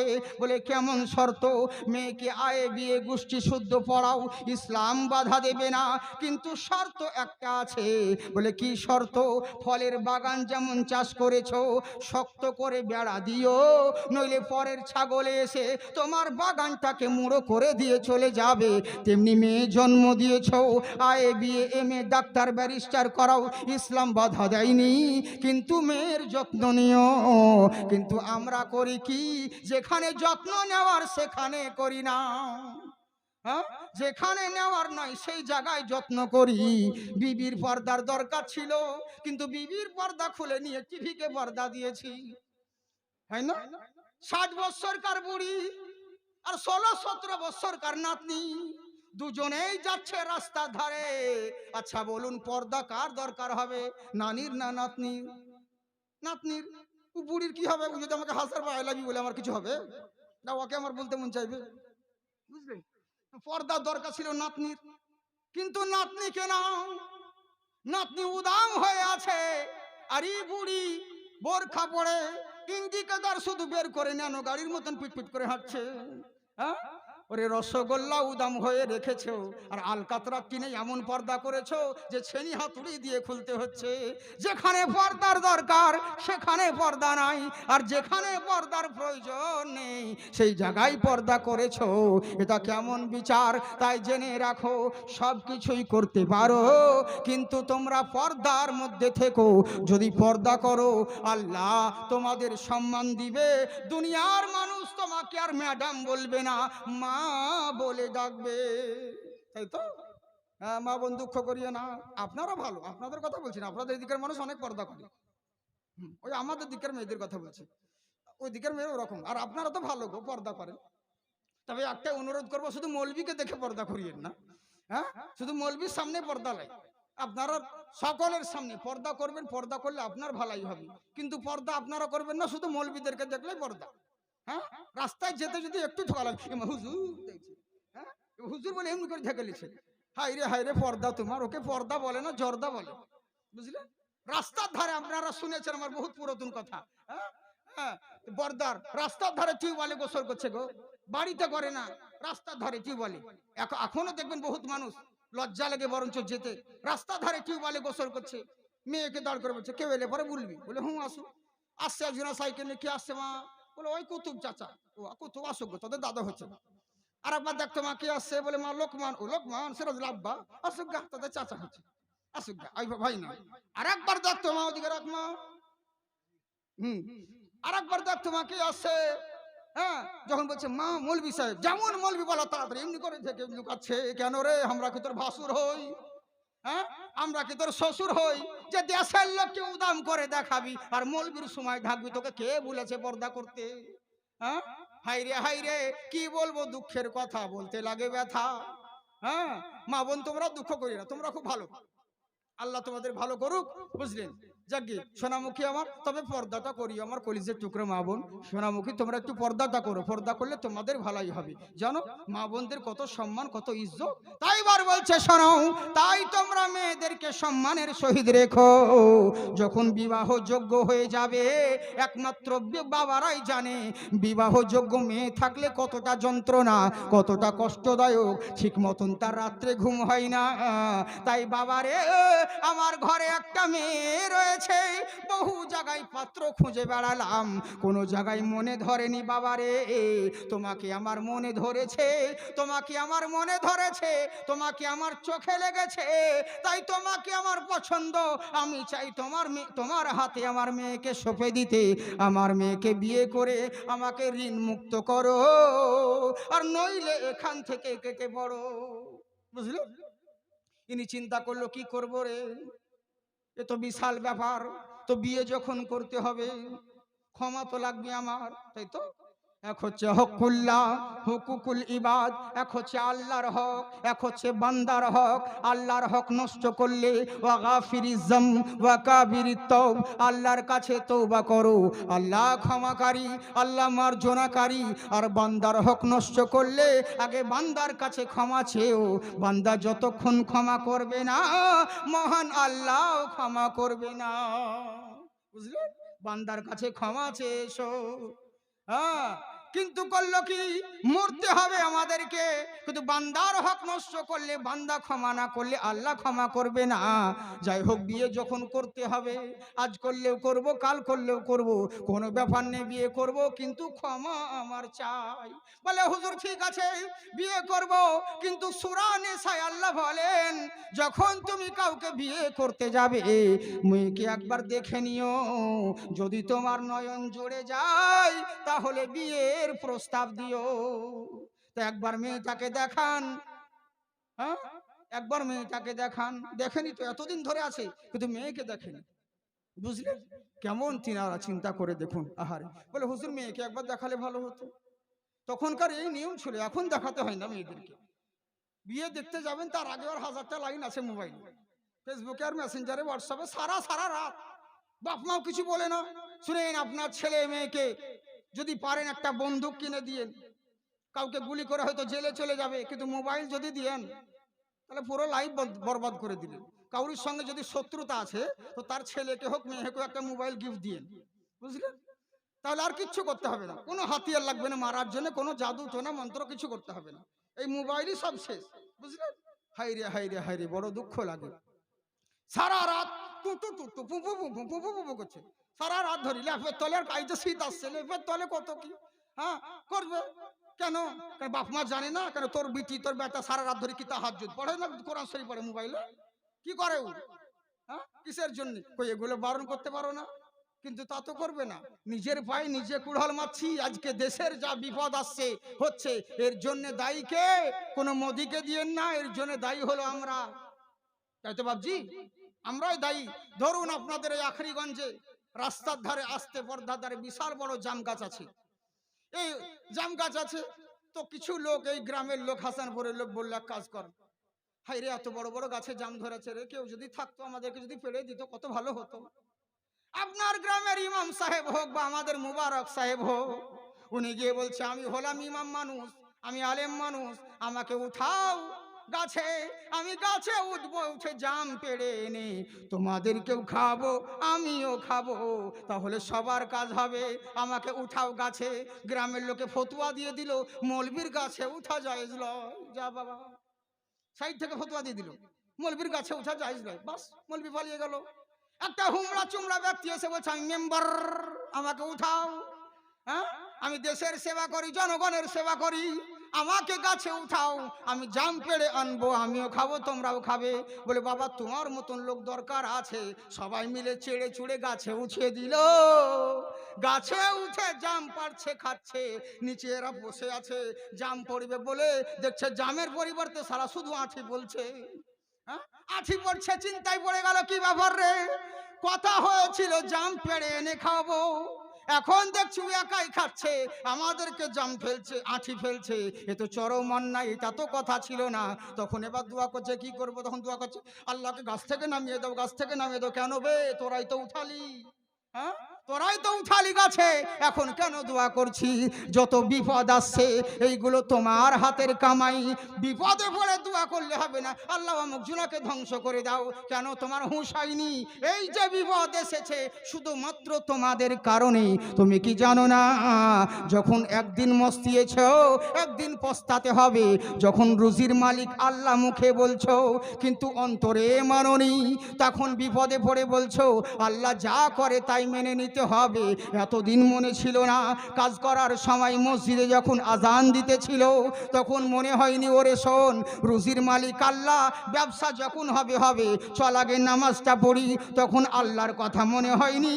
এখন দেওয়ালে পিঠ ঠেকেছে, এখন এবার বলছো আল্লাহ যা করবে তাই মেনে নিতে হবে।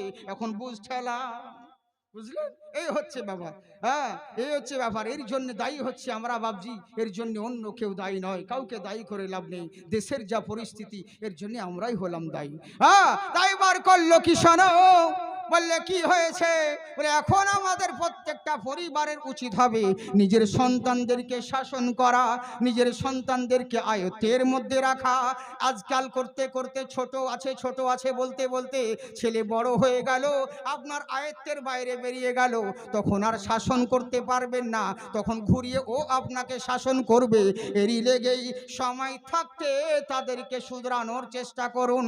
মা বোন আপনারা যদি শুধরাতে পারেন তাহলে এখানেও লাভবান হবেন, পরকালেও লাভবান হবেন। তাই বলছে, বাবারে আমি আপনার মেয়েকে বিয়ে করব, কিন্তু বিয়ের আগে একবার মেয়েকে দেখান, আমি তো কোনো দিন দেখিনি।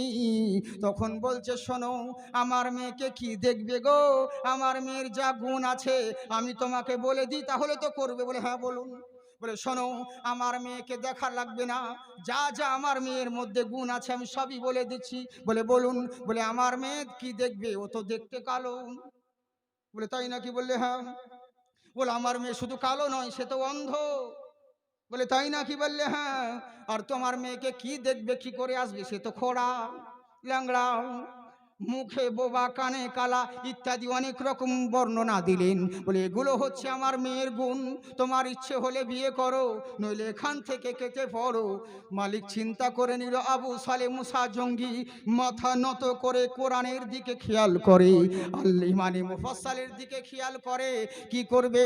আমানতু বিল্লাহি ওয়া মালাইকাতিহি ওয়া কুতুবিহি ওয়া রাসূলিহি ওয়াল ইয়াউমিল আখির ওয়াল কদরি খাইরিহি ওয়া শাররিহি মিনাল্লাহ মিনাল্লাহি তাআলা ওয়াল বাসি বাদাল মাউত। আমি ঈমান এনেছি আল্লাহর উপরে, আল্লাহর রাসূলের উপরে, আল্লাহর ফেরেশতার উপরে, আল্লাহর কিতাবের উপরে।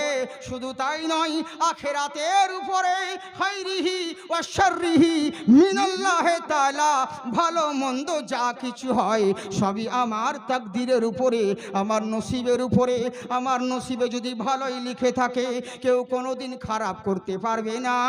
আমার নসিবে যদি খারাপ লেখা থাকে কেউ কোনোদিন ভালাই করতে পারবে না। কি করব রে, মরতে একদিন হবে, দুনিয়া ছেড়ে একদিন মরে চলে যেতে হবে। আমার ভালো মন্দ সবই যখন আমার তাকদীরের উপরে, নিশ্চয় আমার নসিবে এটাই লেখা ছিল, মেনে নিতে হবে, তাছাড়া কোনো উপায় নেই। বলে ঠিক আছে হুজুর, আপনার মেয়ে যা হবে হোক, আমি ওই মেয়েকেই বিয়ে করব, বিনিময়ে আমাকে ক্ষমা দিতে হবে। সুবহানাল্লাহ। চিন্তা করতে পেরেছেন কত বড় ঝুঁকি? এ তো বিয়ে নয়, মনে হয় জানাজা। হ্যাঁ, কত বড় ঝুঁকি নিলেন জীবনে। বিয়ে করব কিন্তু আমার ক্ষমা চাই, ওই মেয়েকে বিয়ে করব, কানা ঘোড়া। আহারে, এবার তো পালাতে পারতেন, কিন্তু এবারও পালালেন না। চিন্তা করে দেখুন। আহারে, খুব সুন্দর কথা সামনে আসছে, কিন্তু বলতে গেলে আমার টাইম হয়ে যাচ্ছে, তো এটা হচ্ছে সমস্যা। আপনাদের বিরক্ত লাগে না তো? সত্যি বলছেন? হ্যাঁ হ্যাঁ হ্যাঁ হ্যাঁ হ্যাঁ, জি জি জি জি, হ্যাঁ মাশাআল্লাহ। হ্যাঁ, যেটা কবরস্থান উপলক্ষে কালেকশনের জলসা, অতএব আমি বলতে থাকবো, আপনাদের দিকে চাদর নিয়ে যাবে, যার যেটা পারবেন ইনশাল্লাহ কবরস্থান উপলক্ষে দিবেন, বুঝলেন? কারণ এই যেই বাড়িতে থাকছেন এটার কোনো গ্যারেন্টি নেই, কিন্তু যেই জায়গার জন্য আজকে জলসা আয়োজন করা হয়েছে এই জায়গায় আপনাদের সকলকে যেতে হবে, মরতে সবাইকে যেতে হবে, বুঝলেন? কারণ যখন মেন বক্তাকে কালেকশন হবে করাবেন তখন জলসা মার খেয়ে যাবে, মার খেয়ে যাবে। হ্যাঁ, এরই জন্যে তো, যার কারণে আমি আপনাদেরকে বলবো অত বিরক্ত করব না। আমার কমিটি ভাইরা যাচ্ছেন কবরস্থান উপলক্ষে, শুধু চাইলেই দিতে হবে এর কোনো মানে নেই। ওরে না চাইলে কে দেয়? চাইলে তো সবাই দেয়, কিন্তু না চাওয়াতে আপনি যেই দান দিবেন, পৃথিবীর বহুত ব্যাংকে টাকা আছে, অ্যাকাউন্টে রাখবেন, আপনি পেতেও পারেন নাও পারেন, কোনো গ্যারেন্টি নেই, কিন্তু এই সমস্ত জায়গায় দিলে পরে আপনি এখানেও পাবেন ওখানেও পাবেন। এরই লেগে বলছি, দান কোনো দিন বিফলে যায় না। আপনারা অবশ্যই দানের হাতটা একটু বাড়িয়ে দিবেন, বুঝলেন? হ্যাঁ মাশাআল্লাহ, একবার মোহব্বতে বলেন সুবহানাল্লাহ। घर की दहलीज हो या के बाजार हो, गैर महरम से पर्दे की तालीम दो। घर की दहलीज हो या के बाजार हो, अपन गैर महरम से पर्दे की तालीम दो। घर की दहलीज हो के या बाजार हो, गैर महरम से पर्दे की तालीम दो, वरना एक उम्र बेटी की कट जाएगी।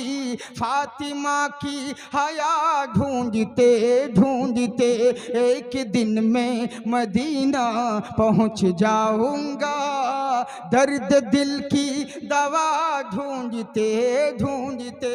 सुबहानाल्लाह बोलें। সুবহানাল্লাহ।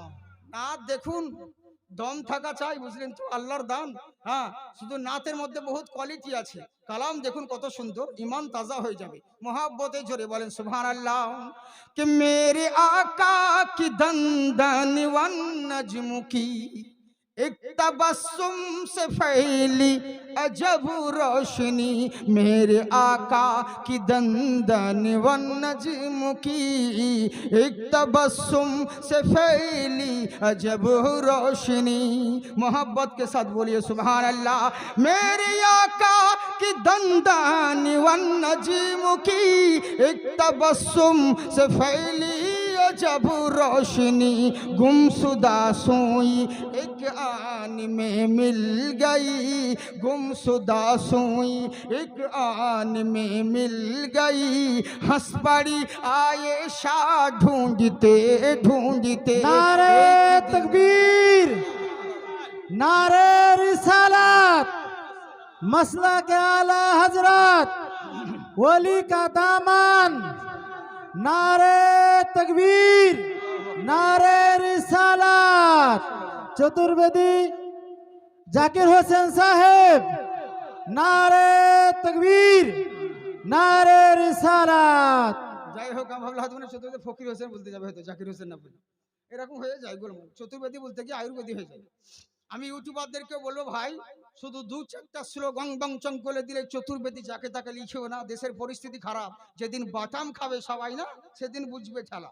হ্যাঁ, এই হচ্ছে ব্যাপার। এগুলো অন্যায়, কিন্তু দু চারটে নাচ পড়ে দিচ্ছে, কেউ শায়েরে ইসলাম হয়ে যাচ্ছে, দু চারটে হাগার মুতার ফতোয়া দিয়ে দিচ্ছে, তাকে মুফতি বানিয়ে দিচ্ছে, দু চারটা একটু হয়তো শ্লোক মন্ত্র তাও আবার ভুল ভাল করে দিচ্ছে, চতুর্বেদী হয়ে যাচ্ছে। এগুলো অন্যায় কিন্তু চরম, বুঝলেন? এগুলো সবাই কি দরকার ভাই? কোরআন হাদিসের কি কমতি আছে? ওই বলে শেষ করা যাবে না, আমাদেরকে কিছু কথা বলতে হয় দেশের পরিস্থিতি অনুযায়ী। তাই বলে যদি ওটাকে পেশা মনে করে এরাম, তাহলে তো গোলমাল হবে না, বুঝলেন? আর একই পুঁজি কদিন চালাবে? সংস্কৃত পড়ার যোগ্যতা আছে? যদি তোমার সামনে সংস্কৃত কিতাব পড়ে দিই আর বলি যে বলো সূরা ফাতিহার তাফসীর আমার এখানে করো, এদের যেটা মন্ত্র সেটাই বলো, বিয়ে পড়াবার সময় কি বলে সেটা বলো, হ্যাঁ, যখন দুর্গা যখন বস্ত্রহরণ হয়েছিল তখন কি ঘটনা ঘটেছিল সেটা বলো, যদি বলি মা সরস্বতী সর্বপ্রথম কাকে অন্ন দান করেছিল কই সেটা বলো, যদি বলি শিবের মাথায় কেন জল ঢালতে হয় বলো, তো তুমি বলবে না তাহলে চতুর্বেদী কিসের? ওই অঙ্গং চঙ্গ খালি ওই একটা মন্ত্র হরতি পাবাম পরম পদম ওই শোনার লেগি। হ্যাঁ, এগুলো কিন্তু উচিত নয়, বুঝলেন? তো যাই হোক, এগুলো করা ঠিক নয়, আমি সব কথা বলছি না। তবে আল্লাহ যেন আমার সকলকে হিদায়াত করুক। আমার প্রত্যেক সুন্নি ওলামা হচ্ছে এক একটা ফুল, বুঝলেন? এক একটা ফুলের এক একটা খুশবু। কিন্তু ওই যে বললাম, আলেমের কদর তখনও ছিল, এখনো আছে, চিরদিন থাকবে। হ্যাঁ, কত রকম পাতান আসবে আবার চলে যাবে, এতে কোনো দুঃখ করে লাভ নেই, বুঝলেন তো? আসা যাওয়া এটাই হচ্ছে নিয়ম, চিরদিন সবার জন্য নাই। আল্লাহ আমাদেরকে বুঝার তৌফিক দান করেন, বলেন আল্লাহুম্মা আমিন। হাত উঠিয়ে বলেন আল্লাহু আকবার। আর বলবো, সত্যি বলছেন? শুনবেন? কারা কারা শুনবেন হাত উঠান। আর যারা যারা হাত উঠালেন 2000 করে টাকা না দেন? হ্যাঁ জানি তো, দিবেন না। হ্যাঁ আমি জানি দিবেন না, মানুষ হচ্ছে স্বার্থ। হুম, ওরে বাপ মরে গেছে হাসানপুরে, বিটি আছে আখেরিগঞ্জে বা রানীতলায়, ওখান থেকে বিটি গাড়িতে টোটোতে চেপে কান্না করতে করতে আসে হাসানপুরে। লোক বুঝতে পারছে এবার মাল আসছে, কান্না করছে। আর আমার আব্বা গেছিল বিহার পরে ছাপ্পর কাজ কিনা দিব, এখন কে দিবে লো, বাবা পটল তুলে দিল। বড় ভাই বলছে কাঁদিস না বহিন, আমি দিব, আমি দিব তোকে ছাপ্পর কাজ, বাপুনা তো কি আছে। আবার দেখছে খাট যখন পেলাম আর একটা জিনিস বাইক ওটা লাগবে, তো আবার কান্না শুরু করলো। আমার বাবা কোয়া ছিল বিহার 3 মাস পর হোন্ডা কিনে দিব, এখন কে দিবে লো, বাবা কেন চলে গেল। ছোট ভাই বলছে কাঁদিস না বহিন, চুপ, দরকার হলে পোখর বিক্রি করে তোকে বাইক কিনে দিব, মোটরসাইকেল, এখন তো চুপ। ই দেখছে দুটোই পেয়ে গেছি, তখন ওই ঘরে ঢুকে বলছে বয়স হয়ে গেছে, আল্লাহর মাল আল্লাহ লিয়াছে, মরতে তো একদিন হবে, সকলকে তো হবে, দুঃখ করি আর লাভ কি, কে দিবার লাভ কি, বুঝেছেন তো? মানে মাল পেয়ে গেছে যাকে, সব স্বার্থের কান্না, বুঝলেন? পয়সা যখন বলছি কারা শুনবেন হাত উঠাচ্ছেন, আর পয়সার কথা বলছে তো এমনি করছি, ওরকম করিয়েন না শোনা, হাত উঠিয়ে বলেন আল্লাহু আকবার। হ্যাঁ মাশাআল্লাহ, সুবহানাল্লাহ, জিন্দাবাদ। জি, আল্লাহ পাক আপনাদেরকে আবাদ রাখুক। খুব সুন্দর কথা বলছিলাম, তো যাকে আমি আর ওদিকে যাচ্ছি না। কত সুন্দর কথা দেখুন, এক দিন মে মদিনা পৌঁছ যাऊंगा, दर्द दिल की दवा ढूंढते ढूंढते, आहा, के गार के मुंह में मकीड़ी ने जाला तना और कबूतर ने अंडे यूं दे दिया। घटना শুনেছেন ওই যে গারের কথা, খুব সুন্দর কথা। गार के मुंह में मकड़ी ने जाला तना और अंडे कबूतर ने यूं दे दिया, बैठ जाएंगे कुफ्फार थक हार कर, बैठ जाएंगे कुफ्फार थक हार कर, मुस्तफा का पता ढूंढते ढूंढते, एक दिन में मदीना पहुंच जाऊंगा, दर्द दिल की दवा ढूंढते ढूंढते। আমার নবীর মুস্তাফার মতন কেউ হয়নি আর হবে না, এমন নবী গো। ওরে মুসলমান তো মুসলমান, কোরআন তো কোরআন, বেধর্মীদের ধর্মগ্রন্থ পর্যন্ত পুরাণ বলো আর বেদ বলো, উপনিষদ বলো আর উপদেষ্টা বলো, মহাভারত বলো আর বাইবেল বলো, যত ধর্মগ্রন্থ রয়েছে ভালো করে যাচাই করলে বুঝতে পারবে আমার নবীর কথা বলা হয়েছে। দুর্গার সময়, এখন দুর্গা পূজা চলতে আছে, আমি ছোট্ট করে একটা একটা কথা বলি, পৃথিবীর বুকে সবাই সবাইকে মানো, সবাই সবারই পূজা করো, আমি কাউকে অমান্য করছি না, কাউকে গালি দিচ্ছি না, কিন্তু জেনে রাখো ওম দুর্গেশ্বমী মহালক্ষ্মী পূর্মিদয়োহা, ওম নমস্তস্যৈ বিদ্যাশ্বরী মহালক্ষ্মী পূর্মিদয়োহা। হে বৎসরা, জেনে রাখো ওই যে মহান নবী পৃথিবীর বুকে আগমন হবে, ওই যে মহামানব পৃথিবীর বুকে আবির্ভাব হবে, কেন হবে, কিসের জন্য হবে, একটা কথা জেনে রাখো, মা দুর্গা বলো আর সরস্বতী বলো, লক্ষণ বলো আর যত ধর্ম দেবতা বলো না কেন, ইনারা প্রত্যেকেই দেব দেবতা, কিন্তু সৃষ্টিকর্তা কেউ নয়। ইনারা হচ্ছেন সকলেই মহামানব, সকলেই মহান দেবতা, কিন্তু সৃষ্টিকর্তা নয়। বলে কেমন করে? বলে জেনে রাখো সবার চাইতে ঊর্ধ্বে, সবার চাইতে নিরালা, সবার চাইতে নিরাকার যদি কেউ থেকে থাকে পৃথিবীর সৃষ্টিকর্তা, তিনি কেবলমাত্র একটাই আল্লাহ। ওম একম্মা বিরহম্মা দ্বিতীয় নাস্তি, একটাই ব্রহ্মা, একটা ভূমণ্ডলের মালিক, একটাই ব্রহ্মা, একটাই স্রষ্টা, যার দ্বিতীয় কোনো কেউ নেই। তবে হে বৎসরা, ওম জগদ্ধাত্রী মহি মহাসুদামহে, এই জগতের প্রতিপালক মহামানব, জগতের প্রতিপালক শুনে রাখো, জগতের সৃষ্টিকর্তা মহান আল্লাহ, উনার তরফ থেকে যুগে যুগে যথায়ন্তরম পধারিত সর্বেশ্বমী ভূমণ্ডলী, পৃথিবীর বুকে যুগে যুগে একজন করে মহান স্রষ্টার তরফ থেকে একটা করে মহামানব আবির্ভাব হয়েছে। তিনাকে যদি অনুসরণ করতে পারো, তিনাকে যদি মানতে পারো, তোমরা লাভবান হবে। এখানে গায়ের মুসলিমরা বলে, আমরাও তো মানি শ্রীরামচন্দ্র, শ্রীলক্ষণ, যত বড় বড় মহামানব মহান দেবতা রয়েছে, ইনাদেরকেও তো সেটাও মানি যে মহান সৃষ্টিকর্তার তরফ থেকে দূত এসেছে। বলছে শোনো, এইখানে ওই দেবতার কথা বলা হয়নি। বলে কার কথা বলা হয়েছে? আসমালাহা সুগমারুহা, পৃথিবীর বুকে জেনে রাখো ওই যে মহামানব হবে, ওই মহামানব আশবম সুগমারুহা, উনি এমন একটা যানবাহনের পৃষ্ঠে চড়বে, পৃথিবীর সবাই মহান স্রষ্টার কথা বলে, কিন্তু স্রষ্টাকে কেউ নিজের চক্ষু দ্বারা দেখে নাই, কিন্তু এমন মহামানব আসবে, উনি নিজের চক্ষু দ্বারা মহান স্রষ্টার দিদার করবে। বলে তাই নাকি? উনি যেই যানবাহনের উপরে চড়বেন, সেই যানবাহনটা সুগমারুহা, বিজলির চাইতে তেজ চলে, ওই যানবাহনটাকেই তো বোর্রাক বলে। আর আমার নবী তো মেরাজে গিয়েছিলেন আল্লাহর সঙ্গে দিদার করতে, এখানে তিনার কথা বলা হয়েছে। বলে মানব না, বলে মানিও না। আর এক ধর্মগ্রন্থ দেখো, ওই সূত্রে কি বলা হয়েছে? ওহ মোদায়াহা বহুর্মতি দেবাস্তুতে, পৃথিবীর বুকে যখন মানুষ এক ঈশ্বরের ইবাদত করতে করতে হাজারো ইবাদত করতে লাগলো, বহুজনের পূজা পাঠ করতে আরম্ভ করলো, জেনে রাখো ওই সময় মহান নবীকে পৃথিবীর বুকে আবির্ভাব করা হলো, জিনার নাম হলো কি? ওহমদায়াহা চন্দ্রিমা কুণ্ঠকারী। পৃথিবীর বুকে উনি আসার পরে আসমানের চন্দ্রকে দু টুকরা করে দিবেন। এই আসমানের চন্দ্র দু টুকরা দুনিয়ার কোনো দেবতা, দুনিয়ার কোনো মোল্লা করে নাই। আসমানের চাঁদ যদি দু টুকরা করেছেন, তো আমার রাসূলুল্লাহ করেছেন। বুঝলেন?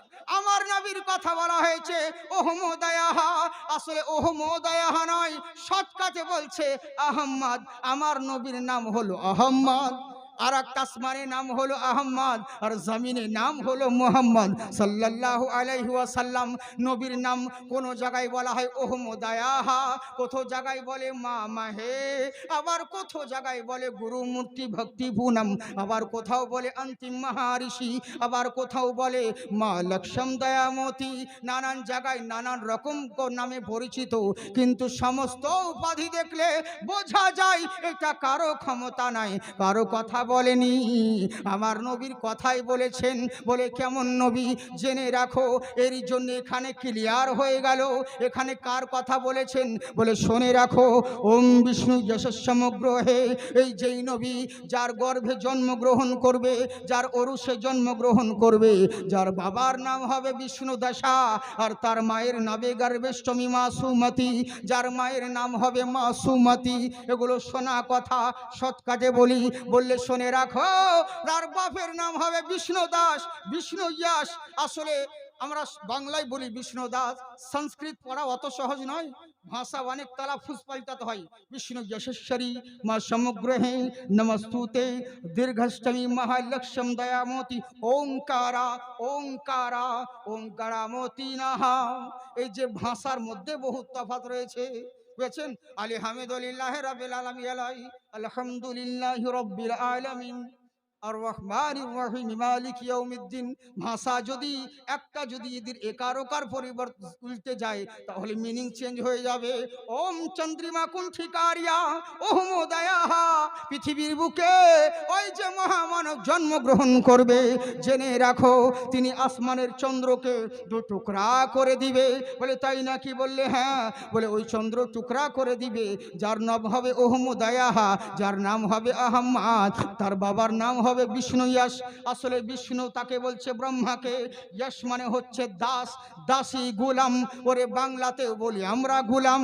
গোলাম মানে হচ্ছে জেনে রাখো দাসী বা আমরা গোলাম কর্মচারীকে বলা হয়। তাই হচ্ছে শোনো, বিষ্ণু ইয়াস মানে হচ্ছে বিষ্ণুর দাস, বিষ্ণুর গোলাম, স্রষ্টার গোলাম। আমার নবীর বাপের নাম হলো আব্দুল্লাহ। আব্দুল্লাহ মানে হচ্ছে আল্লাহর বান্দা। বাংলায় বলি আল্লাহর গোলাম, এর আরবি করলে হয় আব্দুল্লাহ। আমার নবীর বাবার নাম হবে আব্দুল্লাহ, যার মার নাম হবে সুমতি। যিনি গর্ভ ধারণ করবেন তিনার মায়ের নাম হবে সুমতি। তিনি শান্তি, শান্তিময়, কৃপাময়ী মা হবে। বলে তাই নাকি? বললে হ্যাঁ।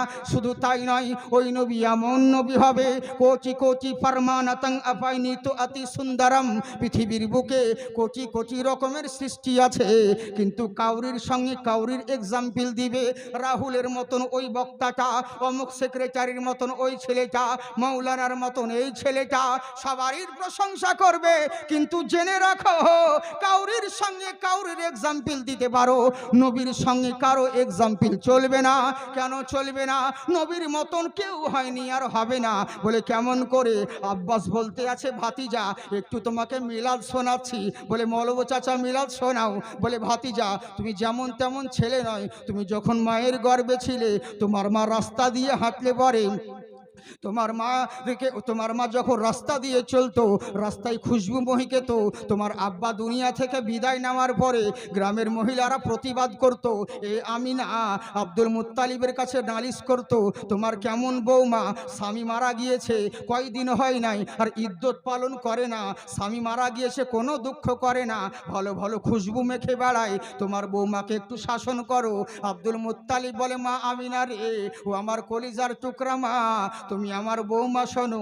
বলেন আব্বা জান, অনেকজন আমাকে নালিশ করছে, আমি তো কাবা ঘরের মুতাল্লি, মোড়লের ঘরে যদি অন্যায় হয় বিচার করব কার? মারে স্বামী মারা গিয়েছে, একটু তো মানে বানা চলা করো, একটু ইদ্যত পালন করতে হয়। বলে কি ভুল করলাম আব্বা? বলে তুমি নাকি খুশবু মেখে বেড়াও, দামি দামি খুশবু ব্যবহার করো, কে তোমাকে দেয়, কোথা থেকে পাও?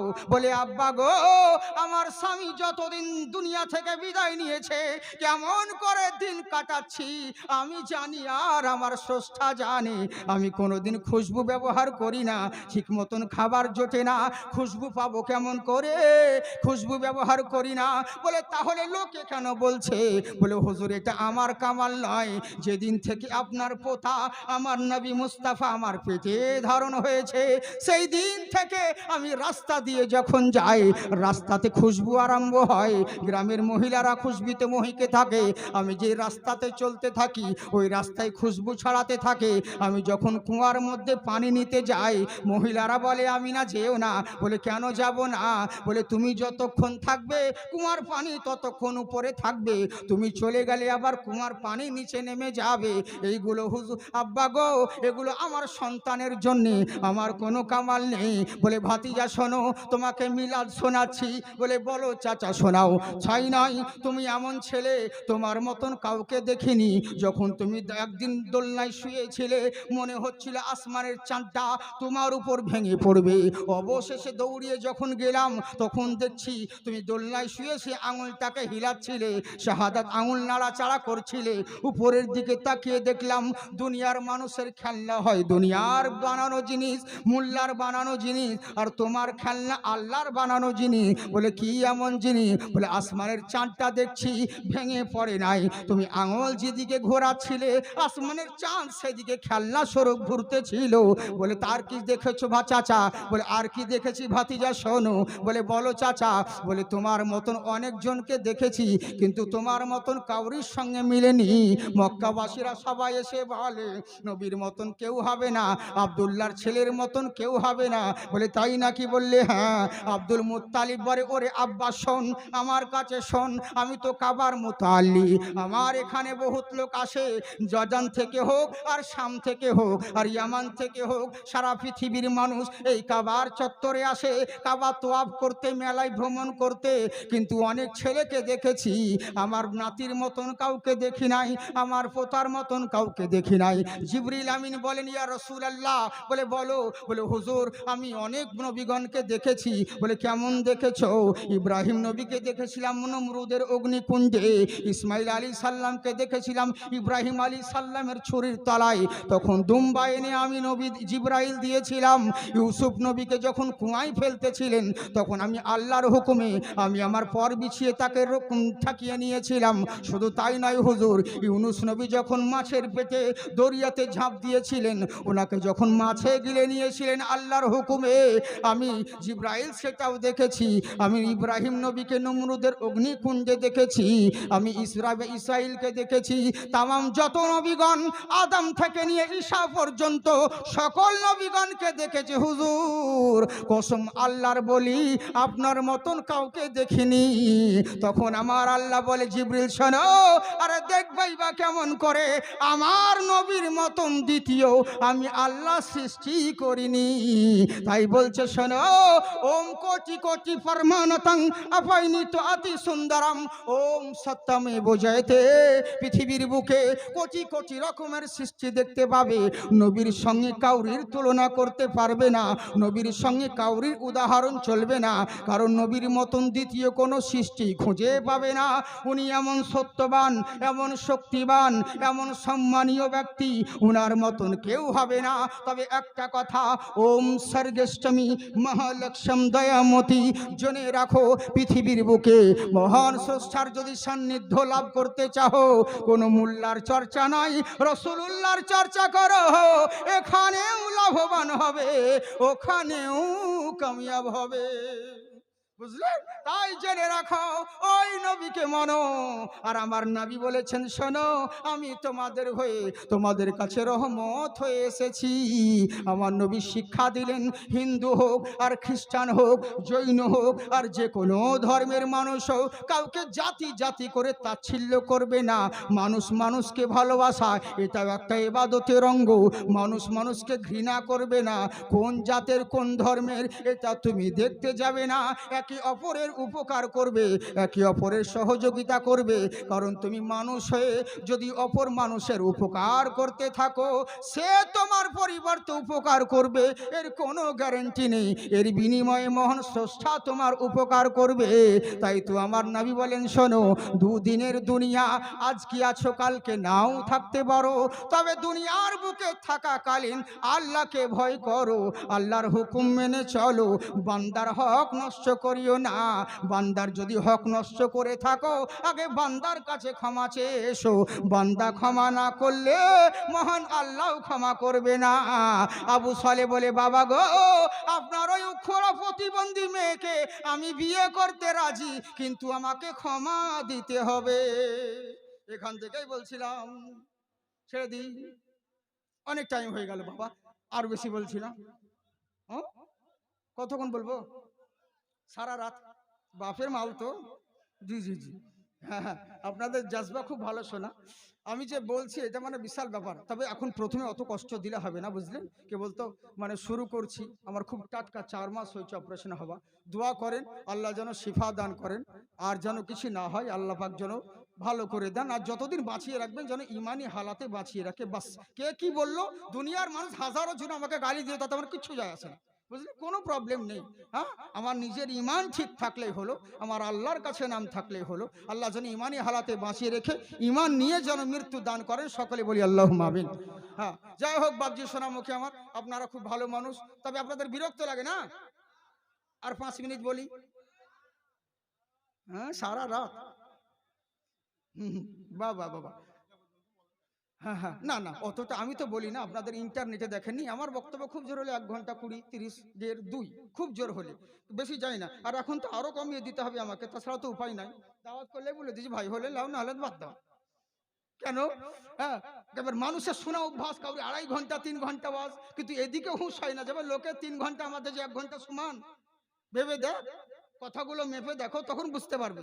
হ্যাঁ, কারণ আমি যদি ওই যে শুরুতে বুঝলেন অনেক বক্তা শুরু করতে তো আধা ঘন্টা লেগে যায়, বুঝলেন, কিন্তু আমাদের তা নয়, সালাম দিয়ে দিয়ে আমার বক্তব্য ইচ্ছা। আমি মাইকটাও ঠিক করি না, ওই মাইক ঠিক করবো, তারপরে জামা ঠিক করবো, সালাম কালাম এটা সেটা করবো, ওইদিকে ভকারি করতে 20 মিনিট শেষ করবো, করি না আমি, ডাইরেক্ট অ্যাকশন দিই, বুঝলেন তো, এই হচ্ছে ব্যাপার। হ্যাঁ, তো যাকে আপনারা খুব ভালো মানুষ, তো আপনাদের জন্য আর একটু কষ্ট করি, একটু বলি মোহাব্বতে জোরে বলে সুবহানাল্লাহ। বাবা বাবা বাবা, হ্যাঁ, আমরা দোয়া করি আল্লাহ যেন আমরা সকলেই মদিনা শরীফ জিয়ারত করতে পারি, বলুন আল্লাহুম্মা আমিন। জি, প্রত্যেকের মনে ইচ্ছে জাগে মদিনা যাওয়া, কিন্তু যেতে পারি না, কিন্তু আমাদের তো ইচ্ছে আছে, তাই তো বাবুজি। আচ্ছা বলেন তো, শুধু মদিনা গেলে কি নবীর ভালোবাসা হবে? না, বাড়িতে থাকলেও হবে। এরই লেগেতে বলে টাকা পয়সা নেই আমার মক্কা মদিনা যাওয়ার, কিন্তু জীবনে যতদিন বাঁচবো ভালোবাসবো নবীকে আমার। সুবহানাল্লাহ বলে।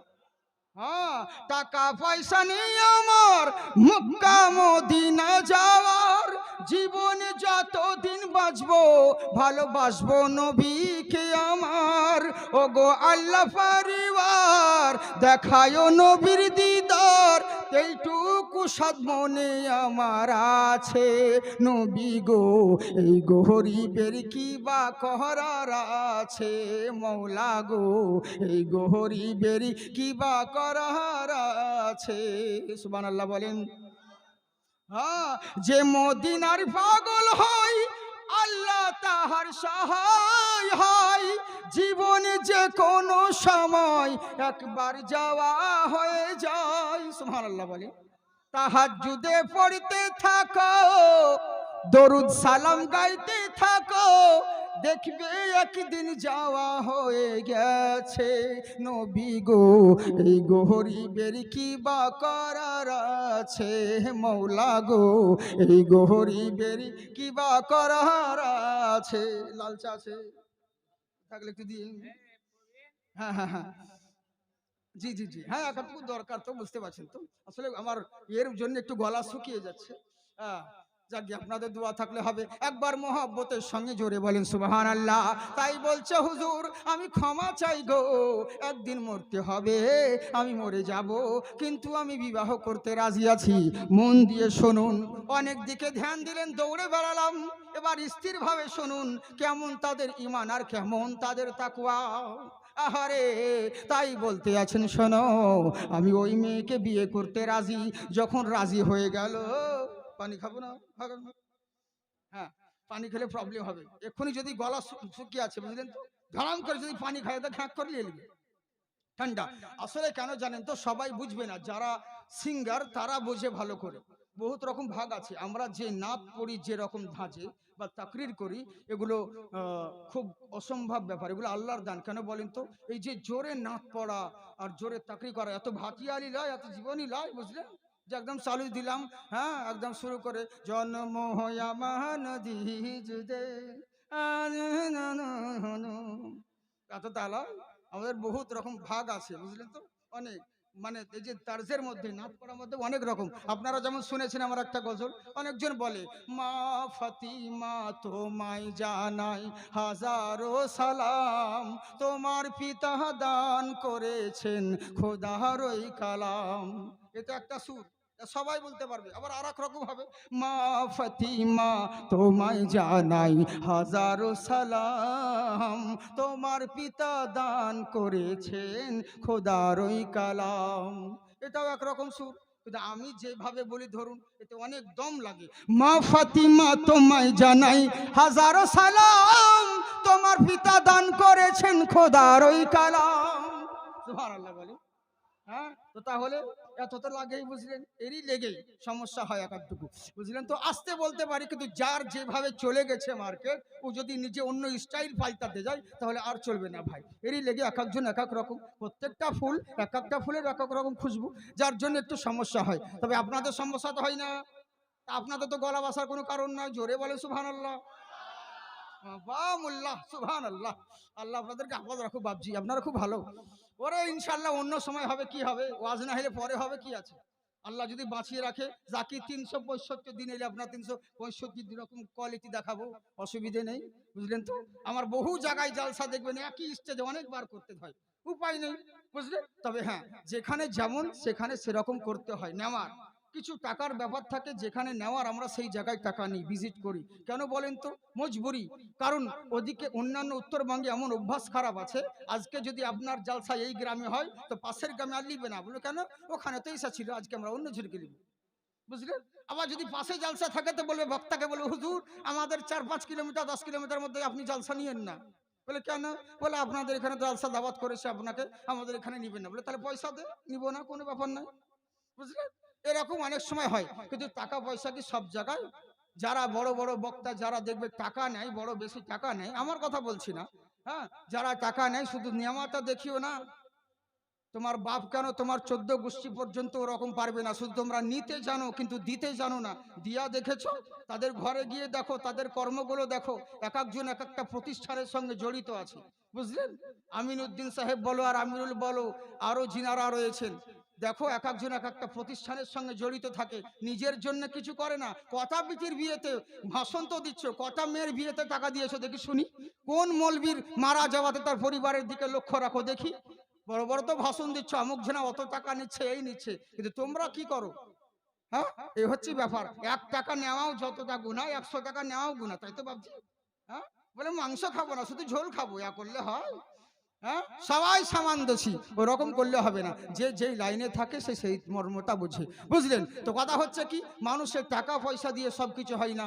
আমরা ভালোবাসাটা আগে দেখি, যদি একবার ভালো ব্যবহার পাই, ভালোবাসা পাই, যখন ডাকবেন তখন আসবো। আর যদি একবার প্রথমেই গোলমাল হয় তো ওখানেই 3 তালাক, আর ওই এলাকাতেই নাই, বুঝলেন তো। এই হচ্ছে ব্যাপার। তো একবার করে সুযোগ দিতে হয়। টাকা